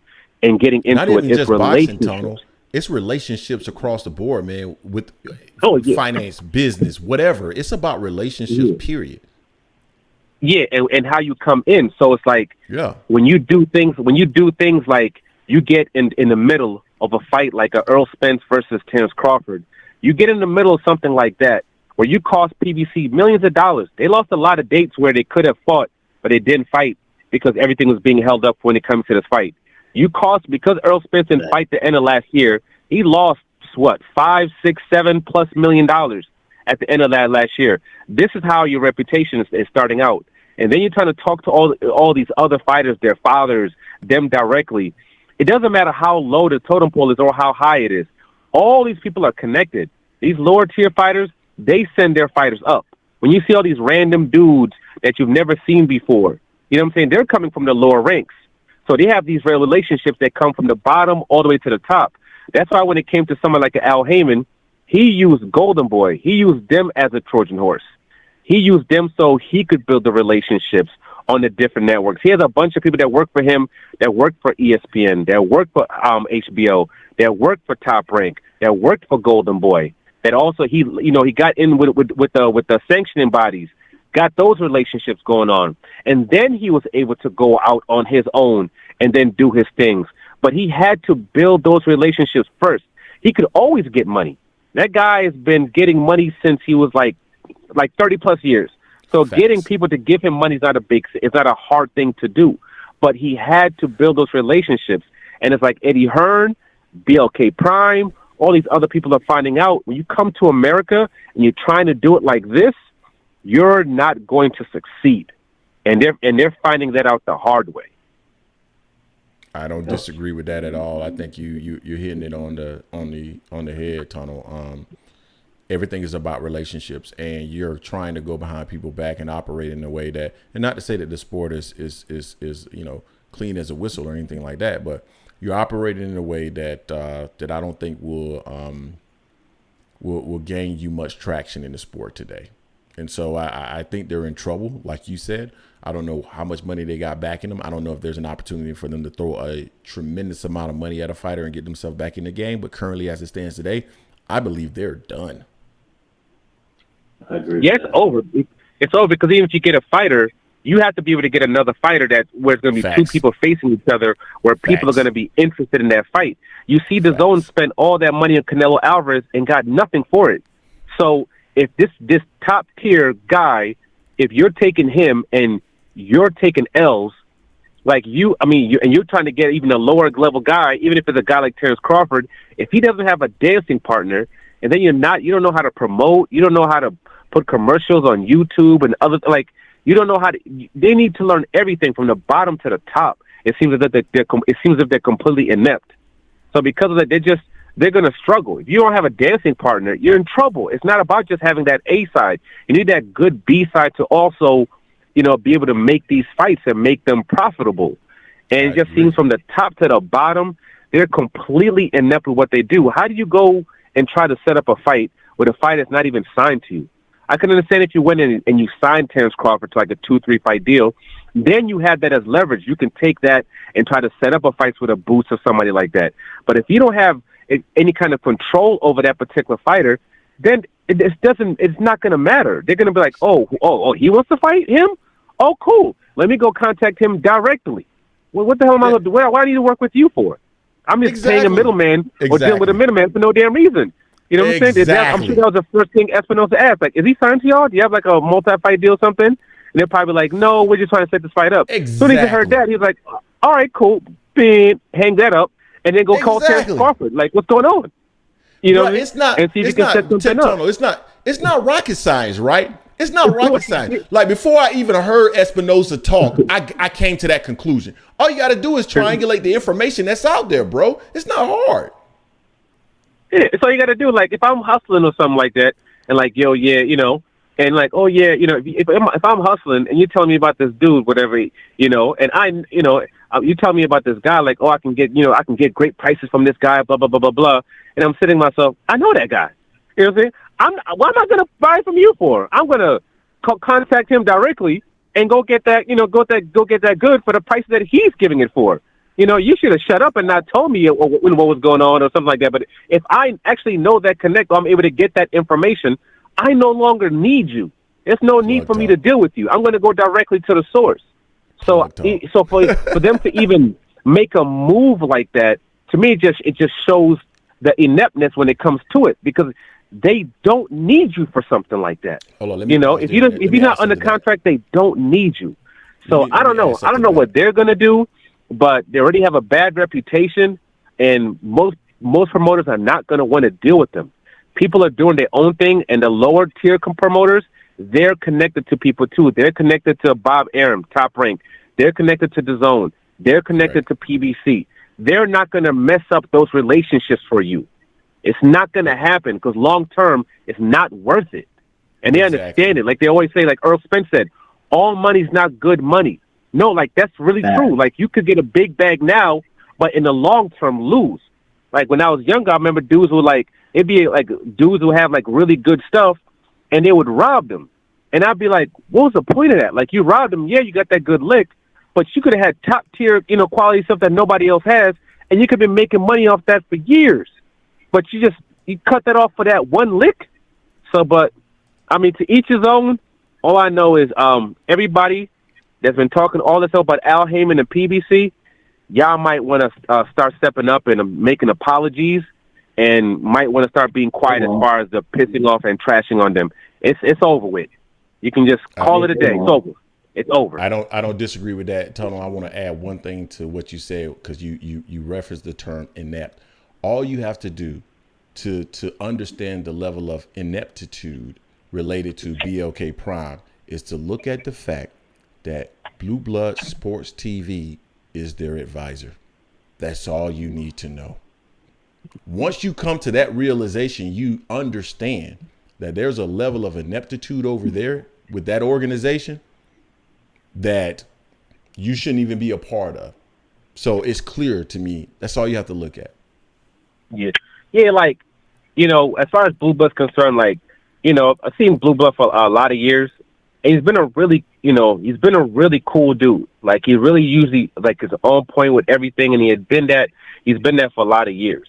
So I still got nothing but respect for that guy, because the way just the way I see it, everybody in their life, they might have that situation or that position with something where it's like, you might be wrong in this. When you look back in your life and you look at a certain situation, be like, you know what? I might have been a little off when it came to that particular situation. So I just think this might be one of those situations where, like 3, 4, 5 years down the line, he might look at that particular situation and be like, you know what?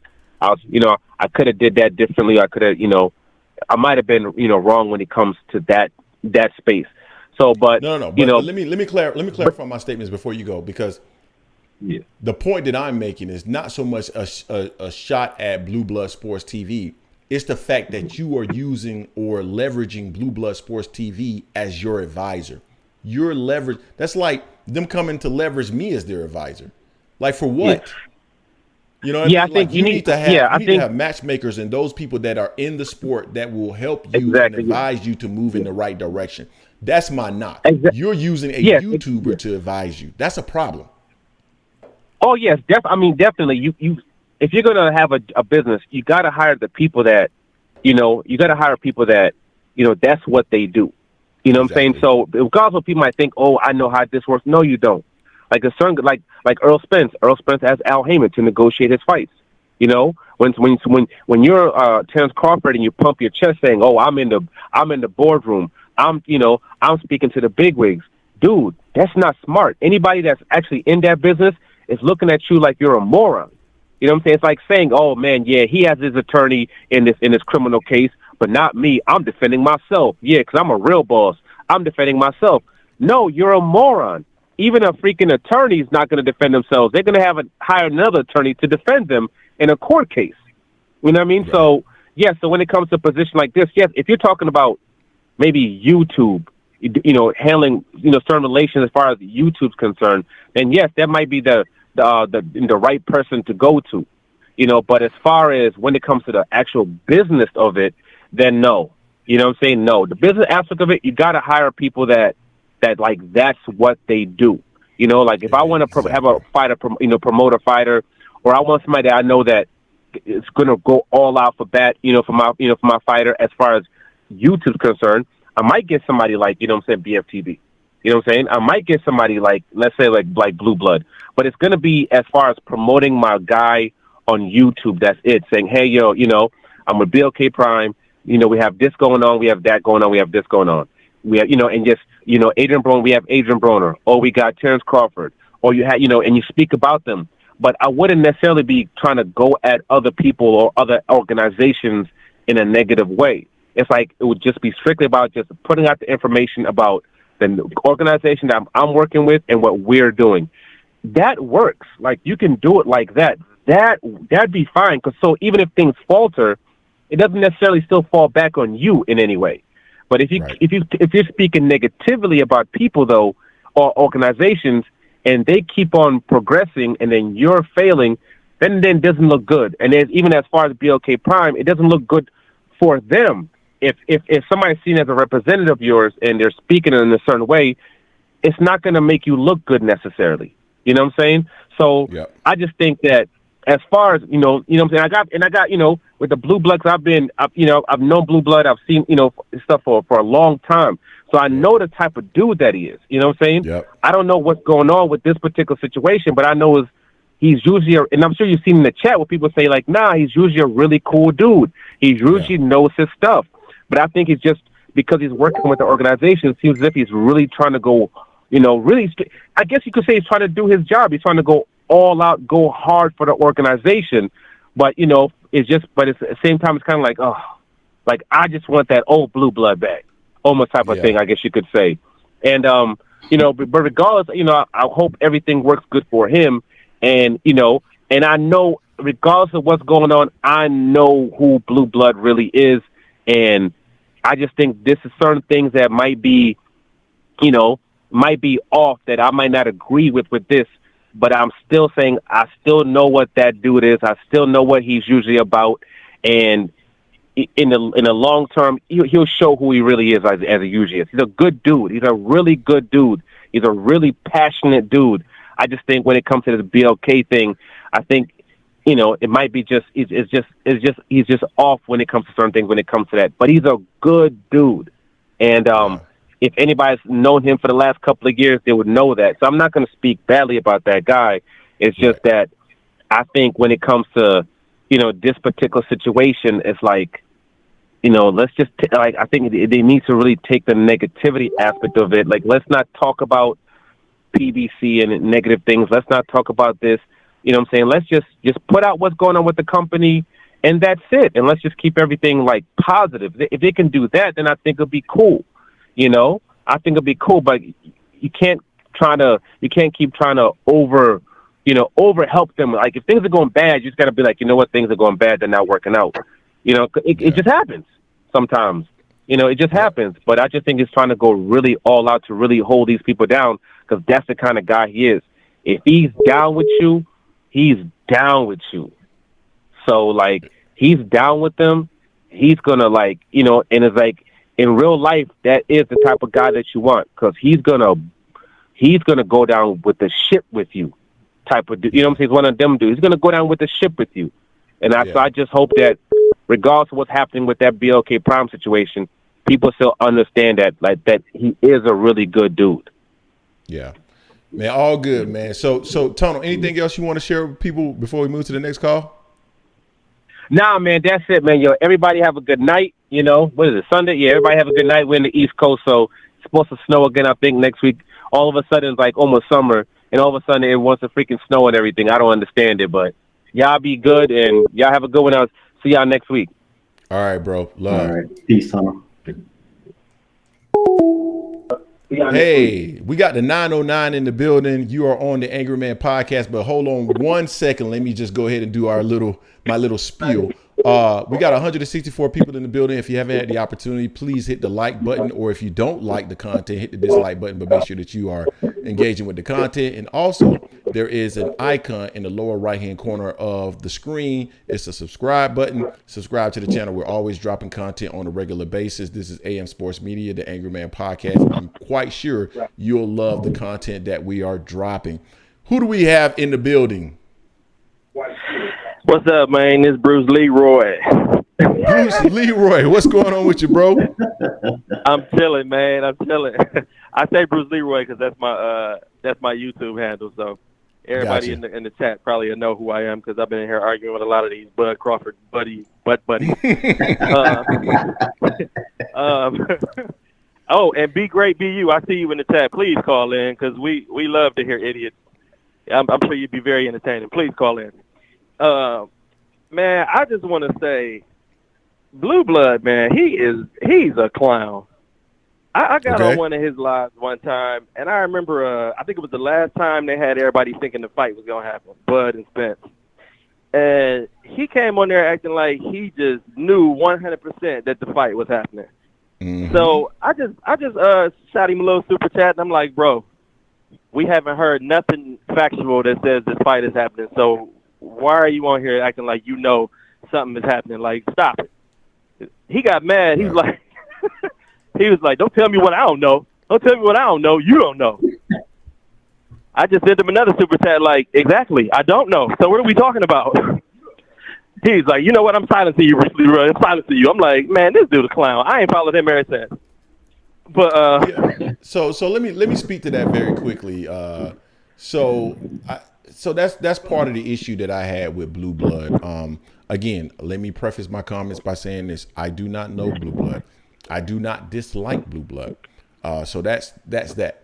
I do believe that Blue Blood is compromised because he has a relationship with BLK Prime, and that's part of the reason why we would never build a relationship outside of or inside of boxing where someone is giving us money, because and it's interesting. I had a conversation with somebody. That person will remain nameless, but we were talking about the sport and our position currently from an AM Sports media perspective, and I said, yo, I'm looking to get into this area. We're looking to get into that area, so forth and so on. And we were giving some advice about how to move within the sport and how to basically maintain relationships such that you can actually get interviews with boxers. And a big part of that is to not be your authentic self, not give your opinion. And I have an issue with that. And I believe Jason has a big issue with that because I'm opinionated. I'm not here to say, oh man, I just love so and so and so and so. If Tank Davis does something that I don't like, I'm going to speak on it. If Errol Spence does something that I don't like, I'm going to speak on it. If Errol Spence, if Terence Crawford does something that I don't like, I'm going to speak on it. I have to have the freedom in order to be able to speak the way that I want to speak. Otherwise, I don't want to do this shit. I simply don't want to do it. And Jay, I feel like you feel the same way. So that's the reason why we don't want to be affiliated with anybody, because I want to be able to praise whoever I want to praise and criticize whoever I want to criticize. Sometimes I praise Ryan Garcia. Sometimes I criticize him. Sometimes I praise Tank Davis. Sometimes I criticize him. So it is what it is. I think Blue Blood, being in the position that he's currently in, he is compromised and he can't be objective. And that's the issue. And I think that's the reason why people are pushing back. Yeah. I stopped following homeboy. I used to follow him, but I ain't rocking with him no more. Dude is just a clown. Get your money or whatever. Do what you do. If he works for BLK Prime and he promoting for them, whatever it is he doing, do what you do. I ain't mad at that. Get your money, but just stand 10 toes down and be real. Don't be. He looking like a clown out here. But off of him, man, I'm just gonna tell y'all straight up, this fight was never happening. It ain't gonna happen. So we might as well stop talking about it. And I'm just gonna keep it black and white. Ain't no gray with me. Bud Crawford is scared. Mm-hmm. He is scared. Did y'all not see the interview on the Porter podcast? I saw him on the Porter podcast. Right after the fight? Right after he fought Porter? I can't remember like exactly when it was. It was no, not right after he fought Porter. It was during the whole negotiations, while the negotiations was going on with Errol Spence. And this fool said, everywhere I go, I hear his name. Everywhere he go, he hear my name. I think we need to just fight and get it over with. Get it over with?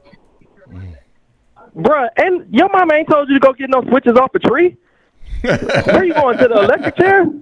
That's fear. That's fear, bruh. That is fear. That is fear. Get it over with. Who talks like that about something they want to do? A fight that they want. You got to pay attention to what homeboy be saying. He is scared. That fool is scared, and he is not taking that fight. He never was. That fight is not happening, y'all. We might as well just stop talking about it, just move on. He is not taking that fight. I'm of the mindset that the fight is not going to happen at this point. I've been saying that since September, October, Jay, that I thought the fight was going to happen. Man, it was like September, yeah. Because we started doing the math on how far out it was to the November date, November 19th day initially. Then there's some other dates in December, and then, then Bud all of a sudden he says, I'm fighting Big Avenesian in October, he said that? Yeah. It was October. Yeah. And one more thing. One thing I want to throw out there is I hear the Bud fans, they constantly say that Floyd Mayweather keeps saying this and that. That's how y'all know the fight wasn't happening. Floyd said this. Floyd said that. I'm going to give them credit. They right with the Floyd thing. They wrong. But they right. No, they wrong. It's not the fighter that they thinking.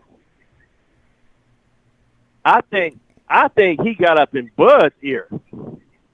When was that interview with Fight Hype where he said it was asking him about the Bud and Spence fight, and he was like, "That fight's not happening right now. It's gonna need a little more time to simmer. Let it simmer, and we'll give it to you later on." When was that? That was later in the year. I can't remember the date. I mean, if you go look at the truth behind Errol Spence versus Terence Crawford, I have it there. But Floyd didn't start saying that the fight wasn't going to happen until later, after the fight didn't actually materialize. For the most part, all Floyd said is that people saying that the fight was close and it was already made, they were wrong. So Floyd never said that the fight wasn't going to happen. People are using what Floyd said toward the end when the fight didn't happen. It was announced that the fight didn't happen. People are using that and trying to say that's what Floyd was saying the whole time, and that's not the case. That's false. Right. But he said that after the Hall of Fame induction, right? Wasn't that after that? I don't remember when the Hall of Fame. You can't remember? Was. See, I felt like when Floyd was saying that, I felt like he got in Bud's ear. And I think he got in Bud's ear that this is the way you're going to make the most money for this fight, is to let it just drag out. You see how him and Pacquiao got paid. Yeah. So I thought that maybe that might be something. You know what I'm saying? Maybe Bud, that's why Bud was moving the way he was moving, but it ain't got nothing to do with that, homie. He just don't want to fight Spence. I think the embarrassment of losing to Spence is what got him. I don't think he wanted his family to see that. Everybody who been talking about he gonna whoop Errol Spence, he don't want them to see that. It's too much for him. The embarrassment of that, because he know he gonna get his ass whooped. He know that. He know what's waiting for him, and he don't want it. He don't want it, and he not just gonna get whooped. He gonna get hurt. Yeah. He gonna get hurt. Errol Spence is too big for him. He's just too much for him. If that fight was to happen by the fourth round, you would see a look in Bud's face like, "Oh, I done bit off way too much. Somebody get me out of this." Same way he was doing in negotiations. When Bud ran it, when Blue ran into him in the 7-Eleven, he was like, "You got something for me? Thank you, man. Just get me out of this, man." He's just coming for me. He don't want that fight, bro. He don't want it. That's all I got to say, man. That fight's not happening. All right, bro. I appreciate you calling in, man. And thank you, Bruce Leroy. We'll be checking you out in the comment section for sure. For sure, man. Love the content, man. Love the show. Big fan, man. Y'all keep doing what y'all doing. All right. Appreciate it. All right, bro. All right. Somebody from the 919 called in. Jay, I believe that's Raleigh, North Carolina. So keep that on the list. Real quick, we got 179 people in the building, 153 likes. If you get the opportunity, please hit the like button or the dislike button if you don't like the content, but I'm sure you do. And also, if you're new to the channel, this is the Angry Man Podcast, M Sports Media. Hit the subscribe button. We're always dropping content on a regular basis. And we got two people calling in currently, the 919 and the 647. We're going to go with the 919 since they called in first. You are on the Angry Man Podcast with Jason and Greg. Who do we have in the building today? Black Skin Bruce. Black Skin Bruce. What's going on with you, bro? Oh, yeah. Black Skin Bruce is actually one of my nicknames. I have a few. Okay, cool. Don't we all? What's going on with you, bro? What's on your mind? What's on my mind is basically this great show you guys have going on. And as they know, as far as the other Bruce Leroy, tell him I'm showing up sometimes too. Okay. All right. Well, yeah, it was pretty much, if I could jump straight to the point, actually a great show you guys been having going on here. But I'm actually from Nebraska, too. Okay. And, 221 Dawes Avenue, Lincoln, Nebraska. Went to Lincoln Elementary myself, man. I'm only 5 years older than Terence. But, I mean, this ain't no hate what I'm getting ready to say either. Okay. Uh-oh. But this, this is, and I'm actually an amateur. I was an amateur boxer. And so being from his hometown, it's like I still blame, this ain't no hate, but I still blame it's Errol Spence's fault why the fight ain't happening, man. What? You gotta elaborate, you agree bro. or disagree? Oh, I 100% disagree. But I want to hear your thoughts. No, hold up. No, watch this. This is why. Yeah, this is why it's Errol's fault right here. Watch this. Errol gets into a car accident, right? Okay. Yeah, Errol gets into a car accident. He comes back and he whoops the hell out of Danny Garcia, who beat or exchanged losses with Terence Crawford as an amateur. Okay. True or false? That's what he's doing. That's true. He came back from a daggone car accident. That's Errol's fault. He walked over Danny like it was nothing, and Danny beat exchange wins with Terence as an amateur. So that's his fault. And then he goes to fight Pacquiao, has a detached retina in his eye, and here comes Ugas, and retires Pacquiao. Okay. Let me ask you a question: was the detached retina his fault too? Come back like the daggum Terminator. Came back like the daggum Terminator from the detached retina, like Terminator's got red eyes. Okay, well, he come back from the detached retina and whoops Ugas and makes him quit. Yeah. And Ugas beat Terence twice as an amateur. That's true. That's Errol's fault, baby. That's Errol's fault. What? And I see what he did. I see what you did there. Ugas whooped Terence twice as an amateur. That scared the heck out of Terence Duck Coward. Oh, I see where you're going. That scared the heck out of Terence Duck Coward. That's Errol's fault, baby. And then Errol want to sit there and put some ice on the cake. Talking about, dude, I'm coming out and belt. That's Errol's fault, baby. He's scared, and then he scared the soul out of Terence. And Terence sitting there, just came off a win off of Sean Porter, made his win look like nothing. Scared the daggum soul out of him. Help me understand how in the world Terence Duck Coward gonna sit there and talk all this smack down, because I'm gonna tell you something. He's kind of following the John Brown footprint of what Pacquiao did to Mayweather. Because check it out, Mayweather would get wins over some like Oscar De La Hoya, Ricky Hatton, right? And then here came Pacquiao getting a second round knockout of Hatton, then making Oscar quit. Better performance on Mayweather's leftovers. That's all he does with and like Bruce Leroy said before this, he got the right complexion, the right connection to get the right protection when he had Bob Arum. Okay. When he had Bob Arum, that's what he had. And Bob was spoiling that little boy with $5 million, $6 million. I think the highest he got was probably $8 million. I don't know how much he got, but he was spoiling with that guaranteed mess, right?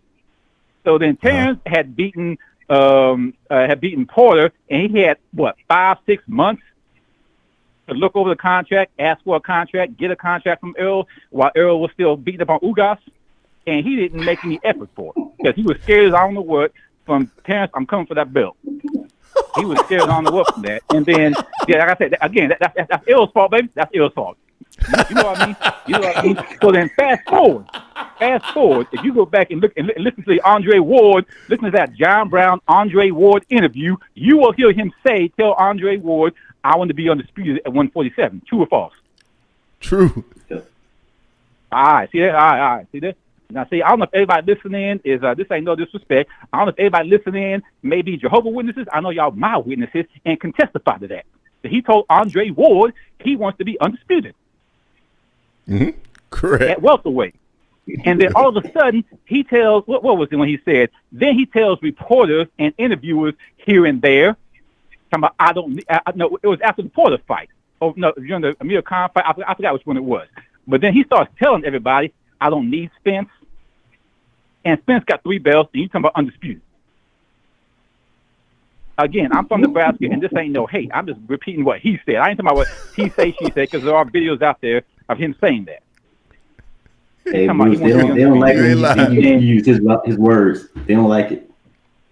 Oh. And then I'm like, okay, so, I mean, Errol scared the hell out of him. We all know that.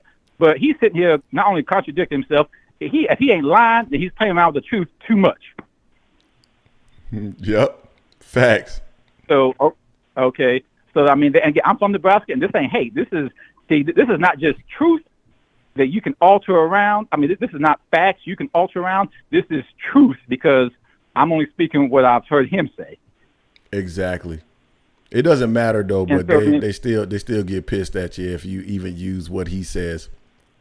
Mm-hmm. I ain't got time to hey Terence butt kissing cowards. I ain't got time to follow them fans like that, man.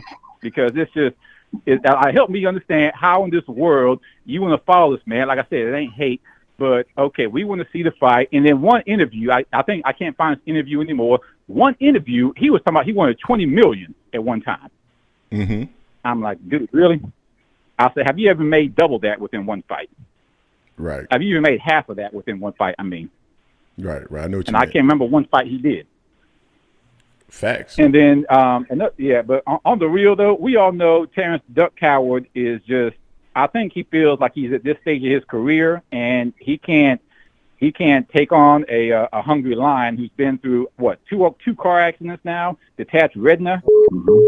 I just don't feel he wants any part of that, and and he's also waiting for Errol Spence's weak point too. Like how some fighters wait till you have to drain yourself. Rusty, that's what he's been waiting for also. And because check it out, the minute Errol had been in retirement from the car accident or from the detached retina, he was calling him out like crazy. But after Errol came back and was like, made Ugas look like nothing, and then beat up on whoever, he was like, oh, okay, you know what, I can't mess with him right now because there's no weaknesses. Yep. Gotcha. And that's why Terence Duck. I've been going back and forth with his fans, schooling his fans on social media here and there. And with the minute I say I'm from Nebraska, they think it's like I'm a boxing fan. I've been a boxing fan since I grew up and I was born in '82, so I grew up watching Mike. Mike was the big guy back then. So this is a boxing point of view. And being an amateur boxer, my amateur boxing record was only 10-0 with 5 knockouts. So I know what it's like to be a boxer. I would never made it to the professionals, but I know. But the only thing about amateurs is you have to fight whoever they put in front of you. You can't choose and pick. Mm-hmm. So I do, and believe it or not, I'm even switching styles. I know what it's like to switch from southpaw to orthodox because that's how I fought also. Think I'm lying? You can go check out some videos on Facebook on me. But my whole point was I know he's good at switching, but that is not going to be enough for Errol because Errol can handle southpaw. He can handle orthodox, any style you come at him with. But on the real, this fight here is the best one in boxing history. And I appreciate all you guys' honesty as well, man, because if this fight don't happen, he's going to be Terence is going to be just as overlooked as a great fighter as Riddick Bowe almost was. Yeah. I mean, Riddick Bowe is known for dealing with Holyfield, which is a great fight. He just had kind of a Fernando Vargas kind of career where he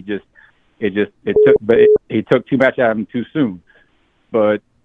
Terence will be overlooked for this because even when you look at he wants transparency. Mm-hmm. You want transparency, but dude, who has this $50 million you talking about? He can't. No idea. I'm like, really, dude? Exactly. Yeah, you talking about you want transparency, and you can't even show no transparency when it comes to this supposedly what was it called a kind of funding group was it? You said it was hedge fund. I forgot. Hedge fund. You can't say anything about no hedge fund. I'm like, dude, you sit here in Warren Buffett's home state, but you acting like you studied Bernie Madoff, and you don't even study one bit of Warren Buffett when it comes to business deals like that. Come on, dude. Help me understand how. Exactly. Hey, man, anything else you want to share with the people, man, before we move to the next call? Well, all I want to say for this fight coming up is I hear that the fight is in negotiations, and if he don't take up this fight coming up, at least this year, because they both got mandatories, if he don't take care of his mandatory, let Errol take care of his mandatory and fight by the end of the year, he ain't going to no Guinness Books of World Records as far as boxing, as far as, any of us are concerned. If he does, who cares? Facts. Appreciate you calling in, bro. Appreciate you. Yeah, man. All right, man. All right. Later. Oh, man, that was a good caller, man. Hey, we got the 609 in the building, man. 609, very quickly, let me just 647, you've been trying to call in. I'm sorry. We're gonna definitely get you into the building. And I know that the 323 is also calling. 609, man, who we got on the call currently? You know what this is. It's Terence. What's going on? Oh, shit.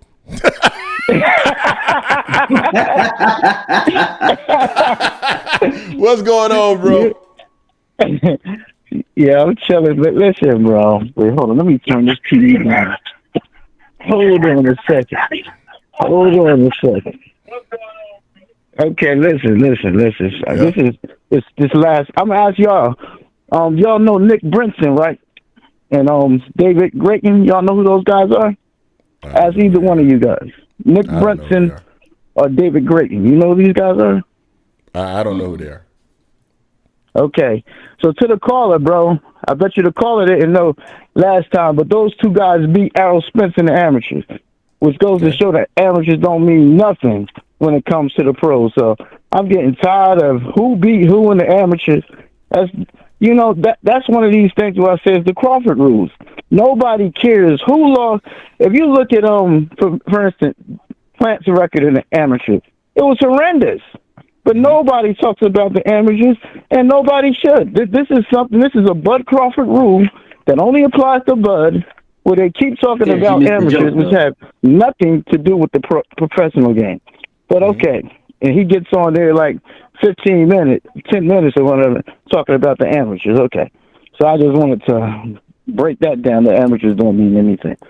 Okay. What did this guy say? He said 20. It was a 20. Oh, yeah. Now, here's another thing. They keep complaining that Terence asked for $20 million, right? Now, peep game. So they say that they're upset that he asked for $20 million.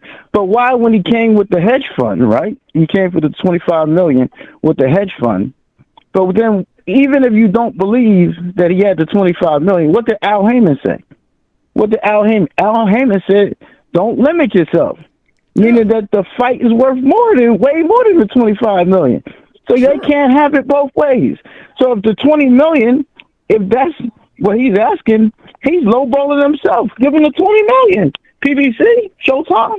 Why wouldn't they give him the $20 million? You know what I'm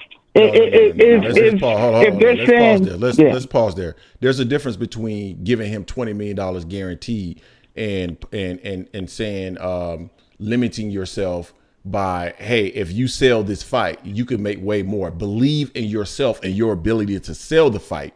You can make way more versus you just coming up saying, I want to guarantee $20 million. I think those are two different things. Pay me. Yeah, but wait, Pete, he said, but remember, he said $25 million guaranteed. That's what Errol and him were going to get. So when Al's saying, you got to put that in context.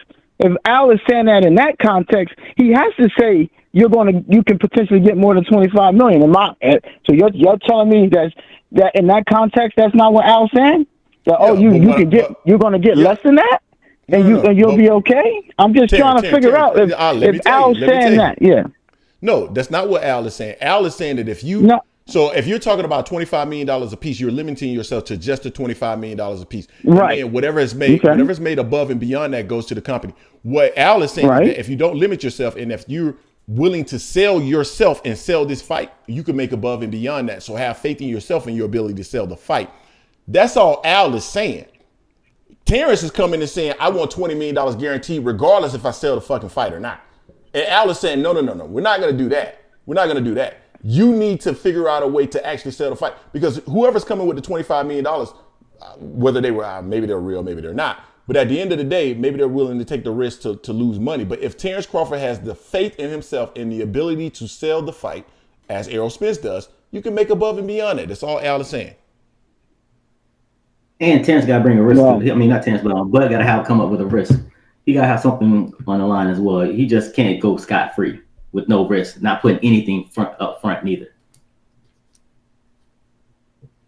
Who's going scot-free, Terence? Yeah, he's not putting no money up. PBC would have been the one putting the money up for this.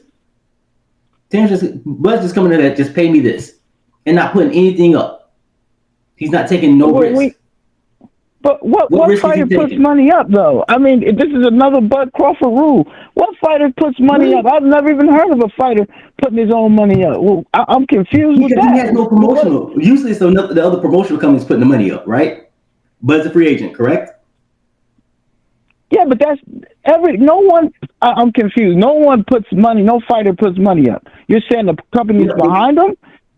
Is that what you're referring to, Jason? No, I'm saying this. The Bud doesn't have a promotional company on his back, right? It's just Bud, just him by himself. So he has to take a risk. He's not willing to do that. He's not putting any money up front. If he had a promotional company like Top Rank would be putting up the money. Hey, let me make a comment real quick. No fighter puts up money, but no fighter also asks for the ability to control expenses. So there's a contradiction. But Greg, why did he do that? Y'all, I agree with you. If he just wanted to do that off the cuff for no reason, I would be on his heels too. But y'all conveniently misconstrue why he's asking for that, because no one else is being. Okay, I know maybe it was a few fights that were no guarantee, but all of those people trusted each other. Obviously, Bud don't trust PBC or Showtime. Y'all know that he don't trust them. Well, that's why he wants the approval expenses. No, you don't get the opportunity to approve expenses if you ain't putting no fucking money up. I don't give a fuck what your trust levels are. I mean, as long as they're providing transparency to the financials, as long as they're saying, hey, here's an account of all the financials and this is where the money was spent, he should be satisfied. Having the ability to say yay or nay to expenses when you don't know what the fuck you're doing, that doesn't work. So no, he's way out of line for asking for that. I don't give a damn who he trusts. Well, see that the way you look at it, Greg, and the way you look at it, Jason, you're saying as if Errol don't care about the fight. Because if he really wanted to fight, he would say, "Oh wait, hold on, let's talk about some of the expenses. We obviously we can't negotiate all the expenses because, like Espinoza said, there's certain expenses that are industry level, normal expenses. Why not negotiate and say, well, those expenses we can't negotiate, but there are some expenses." You know what I'm saying? So come on, doesn't Aaron want to fight, or is it just Bud? That's what I'm saying. It seems like Bud is the only one that really wants to fight. Bud the only one wants to fight. Tell me this. Tell me this. Who left the negotiation table after they said they agreed to everything? Oh my! All right, Jason, we back on this. Listen. He's running. Listen. When he said he agreed to everything, right? You saw what ESPN wrote. They said the material. So you go about Mike Cap, and what he agreed to was the purse split, right? And he agreed to what was the percentage, right? No guarantee in a purse split, because those are the things that normally kill fights. Y'all know that. So the money he agreed with. What he didn't agree with, not having a fight date. I mean, he can't agree to that because there's no fight date. We had all sorts of fight dates being thrown out there. They had proposed fight dates. And so all he had to do is say, I don't agree with that fight date. I need to get a fight in before the end of the year, and then agree and then make a concession. Greg, he said that.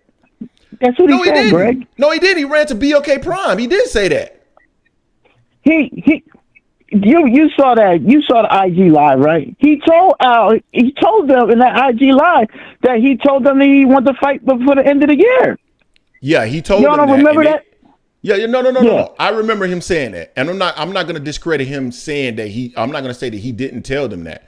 But he also could have said, hey, if I can't get a fight before the end of the year, this fight can't move forward. So what we can do is agree that I'm going to get a fight before the end of the year, and then we'll circle back and fight toward the end of 2023. Instead, he decided to move to BLK Prime, which was a low down deal as far as I'm concerned. Man, come on, bro. Greg, you're conveniently missing out that Floyd Mayweather came out on October the 8th and said the fight wasn't happening. And Errol didn't challenge that. PBC didn't challenge that. There was no one that challenged the fact that only person that was challenging it was freaking the guy from ESPN Composure. Nobody else was challenging it. Let me ask you a question. What date was it that Terence Crawford announced that he was taking on David Avanesian? Because if I'm not mistaken, that was like October 10th. That was way in what? That was in November. I don't think that was in November. That was after October 8th. I think Floyd all came that out on the 8th. I think all that stuff was starting to be announced in October, because all of that stuff started happening around October. I mean, Greg, you gotta check that. I'm telling you, it was after, because that's when Errol Spence. Because see, Errol Spence doesn't say anything until Bud can't fight him. Because when he announced that David Advediza fight, that's when Spence started running his mouth. I'm waiting on him. Or he said something. He put out some tweet. Now he was silent the whole time. He was silent. Hold on. The silent man. He was the silent man. And then Tom Bud announces his fight. Oh man, then he's tweeting. He always tweets after Bud is busy. So the chat is saying it was in October. And that's when I remember it being. All that stuff happened around the exact same time. Because that's when I did the truth behind Errol Spence versus Terence Crawford. I remember all that stuff being around the exact same time. So the chat is saying, let me get this right. The chat is saying that Floyd, after he announces and then Floyd announces the fight wasn't. That don't make sense. The chat don't make no sense. Why would Floyd have to say that at that point? Hold up. If he had announced, hold up.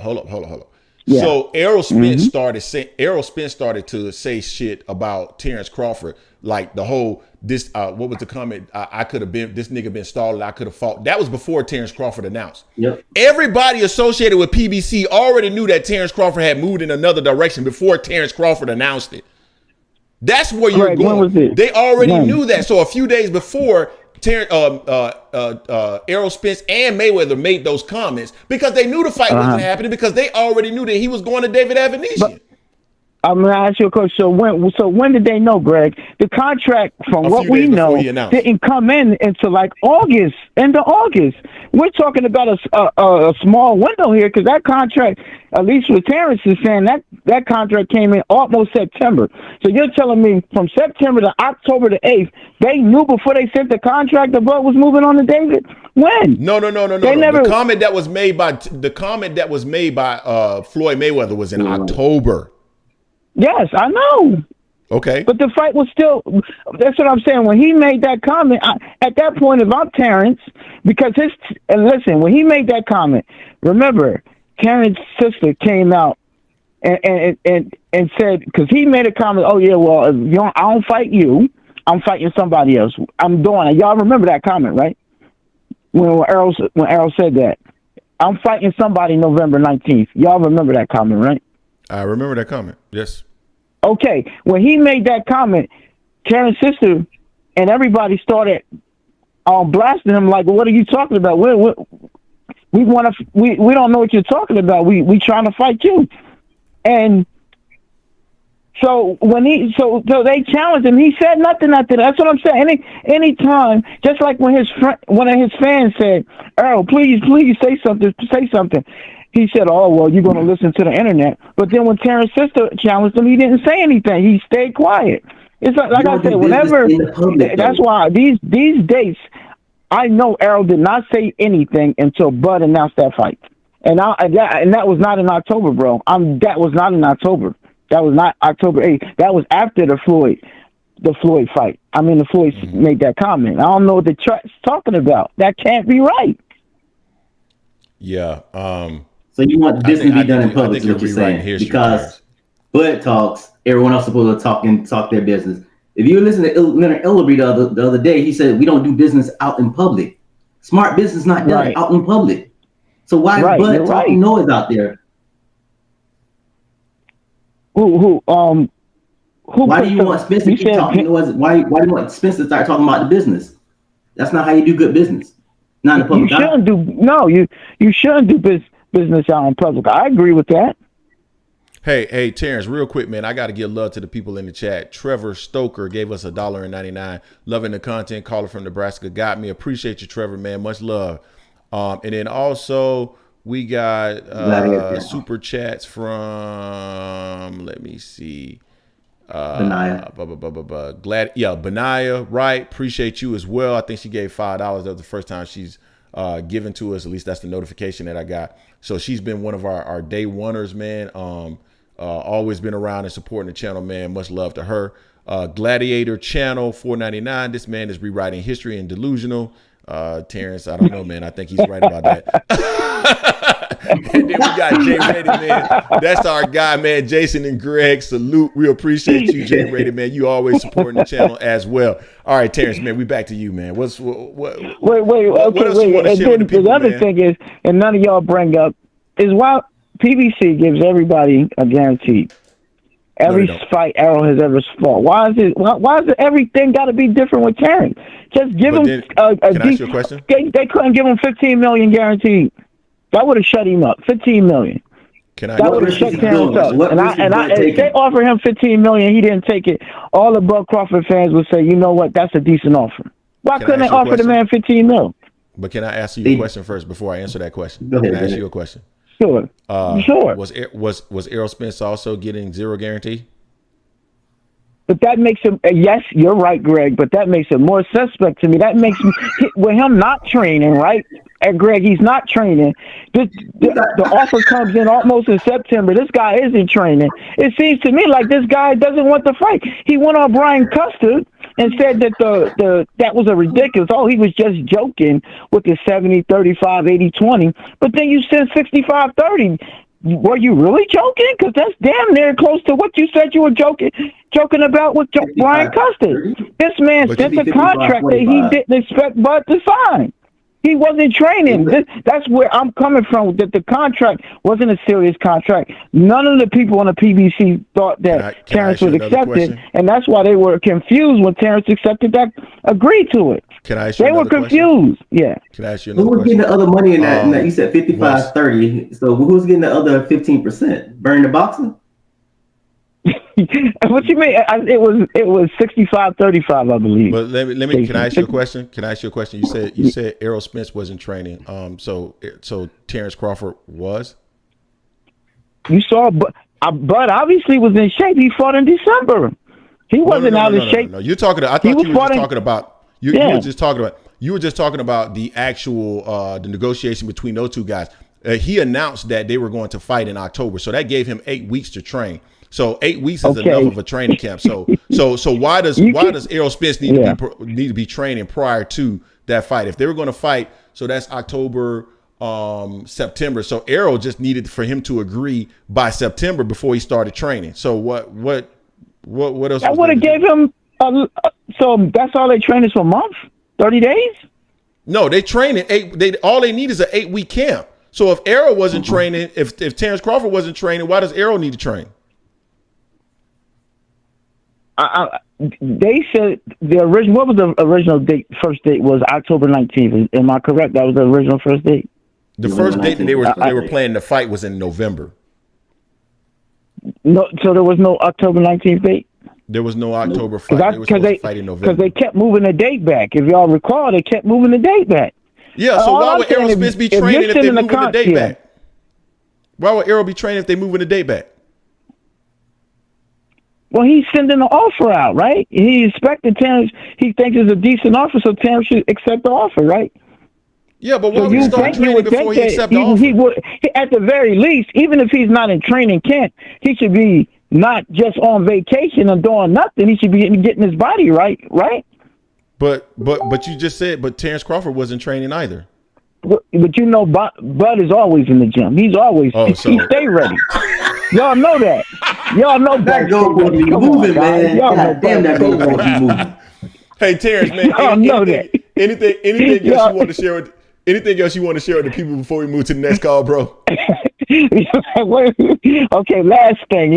That dude that called, he's just jealous, man. You heard him. Oh yeah, I fought in Nebraska. He mad because he ain't nothing in Nebraska. Nobody know his name. So this man dumping on Bud. And that's all I got to say, guys. Thanks for having me. Y'all have a great Sunday.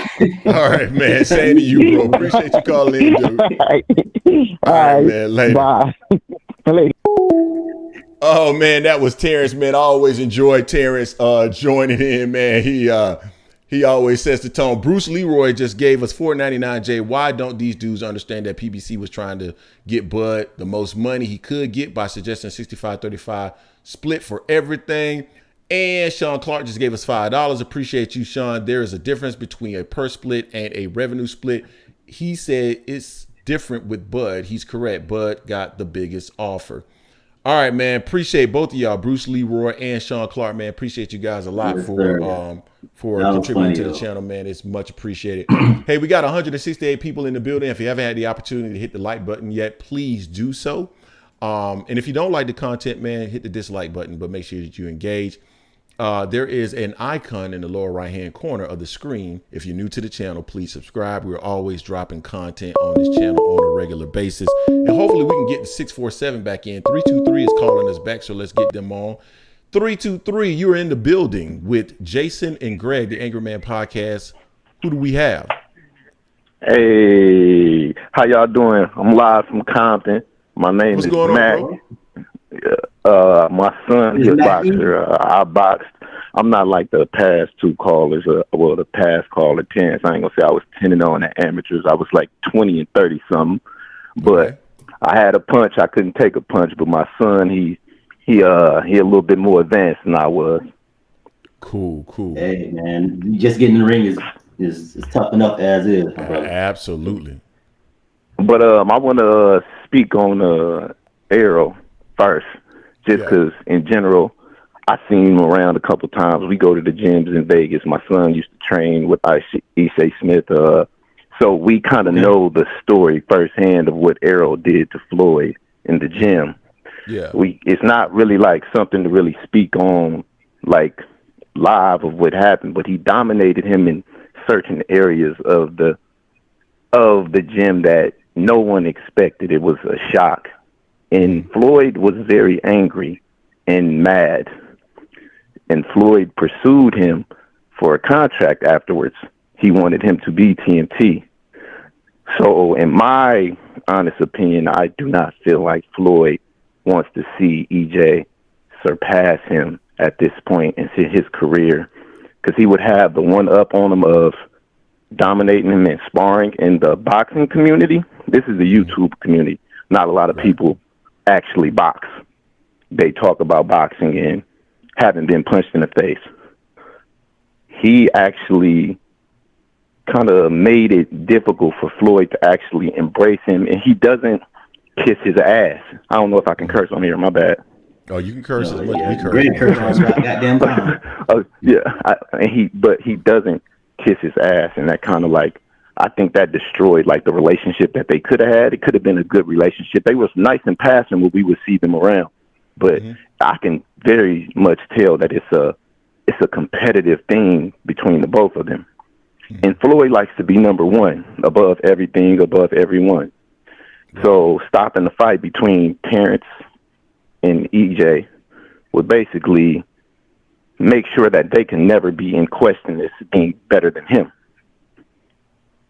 So they're not going to fight, they're not going to do this. And I actually do feel like he was kind of backdooring and telling Terence some things. I'm not going to say my real name on here. I'll tell you in the email also, Greg and Jason. I'm not going to tell you my real name on here. I'll send you guys some, and I would like some, we keep that between us. Yeah, absolutely. So, absolutely. Anything you share with us will remain confidential. Yes, sir. So he has like he just want to be. He doesn't want nobody to surpass him. That's what I've learned from being around the gym and seeing everything. He's a very me person, and it's probably why he is the greatest, because I feel like he is the greatest. But he didn't want to see the fight happen, because if the fight had happened, EJ wins. He's whipped your ass in the gym and then whipped Bud's ass under the lights. That would put him as one of the greatest welterweights of this era, the greatest welterweight of this era, period. So I think that is why he was. And if Terence had won, it would also be the question of Terence being 2 times undisputed. Is he the most dominant to ever come up from 130 to 147? So it was certain things that basically happened that I think that they wanted to sabotage the fight. I do not feel like neither fighter is scared. I fight. If you give me $50 million, I'll let Mike Tyson get a free punch. You give me $10 million, I'll let Mike Tyson get a free punch. So I don't believe that either fighter is scared. I believe that Bud may be scared to lose his legacy. I've seen Bud lose fights. I've been to amateur fights, seen him get whipped. Amateurs, you can get whipped easily because it's headgear. And if you are not able to throw a punch that can stop the stronger fighter from coming forward, all of that cute being able to outbox him, is going to look rugged and rough. He's just going to dominate you and put you on the ropes. So it's a very different fight from amateurs to the pro. Without the headgear, Bud's punches are very quick. They're very, you don't see them well, you know. So the hardest punch, the hardest punch is not even from the hardest box. The hardest puncher is usually from the puncher that you don't see. Right. And he has an uncanny ability of catching you in between shots. So that's why he was better. That's why he is better in the pros than he is actually in the amateurs. Mm-hmm. But I don't feel like he's afraid to lose to Errol, because I've seen him lose fights. He's lost fights before. He is afraid to lose his legacy because his legacy is in question, because it's a little shaky coming up from 135, then going to 140. That undisputed run is the worst undisputed run in history. We're gonna be honest. We're gonna be honest. I would knock out Ndango. I would knock out Ndango. Like, it's in general, he lost 6 times after Bud beat him. It was just great timing. AB left. He wasn't really serious. Danny Garcia left. Lamont Peterson left the division. Everybody who was a dog left. Yeah. And Top Rank controlled the belts, which is what PBC did with the 3 belts at welterweight. The people who control the belts usually make all the fights they can within their company first, and then they'll branch out and make the other fights. Now we're at the point where we have just 3 belts and 1 belt left. And Terrence, he's not. I'm not gonna say he's scared, because he's a dog. I see him. He like that. I'm from Compton. Yeah. I'm like that for real. I can tell when somebody is like that for real. Like, you know what I'm saying? Yeah. They've been through some stuff other than some boxing. So I don't feel like he's scared to fight. I feel like they kind of gotta overpay him. Not kinda, they got to. It's gonna be the only way to get him in the ring, and for him to be feeling comfortable with losing his legacy. I feel you, man. That's a great point. That's an interesting point, man. And I think I like your approach in the sense that you're kind of somewhat in the middle. That you've seen Errol. You kind of think he's that might be something that Terrence doesn't necessarily want. But you're also saying that you don't believe Terrence is a duck per se. It's more so about Terrence has to be appropriately compensated for him to take the risk of losing the legacy that he feels that he has, right? And I don't think a lot of people disagree with that necessarily. Anything else you want to share with the people, man, before we move to the next caller? I got one more for y'all. I met the brother. I often see the brother Blue. I think that you guys will have great content, not in a debate or anything, just to speak. Blue is a good dude overall. The whole 7-Eleven thing threw me for a loop too, and I had never known Blue to do anything unsolid until that point. So I'm giving him the benefit of the doubt because money is involved, and he's in business with somebody. You know what I'm saying? Yeah. So I can't expect. I'm not gonna fuck up my money for some YouTube integrity if I'm getting a bigger bag from somewhere else. But I know you guys. I can clearly see you guys straight down the middle. Good man, pretty about it. Just about a business in general. You know what I'm saying? So I see a lot of people, they really dislike him now. But we just gotta, when you getting paid, brother, you're gonna do something different than what you usually do. And for me, other than that, no, I was gonna say this to that comment. We've never said that we let's call it dislike Blue. We dislike some of the things Blue has said. Blue trying this whole thing about Blue messed up the fight. I never believed that Blue actually messed up the fight. I don't think he ain't got that much power. Yeah, agreed. But I didn't like the comments that I heard. And again, I don't follow Blue Blood. I actually heard these comments through a different source. But saying that the people that are calling in, they're upset. They can't hear over the Rats and the Roaches and shit like that. They broke you're so they hate, much hate above. themselves. Hey, he Yeah, had never. Hey, above. that's how I knew he was compromised at that moment. He had never treated. I've been following for years. Like I've seen him at fights and stuff, interviewing people. Like he had never. This is how you know he was compromised. He had never even had a defense to people in a negative way. I never even heard him say the N-word or other things until this actually happened. That's how I know that he knows he did something wrong. But in the end, he's still for boxing. He just for his company first. He's a company man. Yeah, I feel you, man. But well, you guys have a wonderful day. I'm glad I was able to call in. I don't say this often, and I don't call in often to anybody, but this is probably one of the best channels of recent, just because I like the fact that it is two gentlemen talking about the sport at the same time. When there's just one person on the live, it's very hard to interact. It's good to get two perspectives, and I like that y'all talk shit. Y'all brothers stay positive, stay blessed. You know what I'm saying? And y'all keep doing y'all thing. Y'all got my support. All right, appreciate it, that, man. Appreciate it. Yeah, have a great one. You too. All right, bye. Hey, man, we're going to get the 647 in the building finally, Jay. We got the 647 in the building, bro. We done finally got you on. Who is it? Who do we have in the building? Who do we got calling?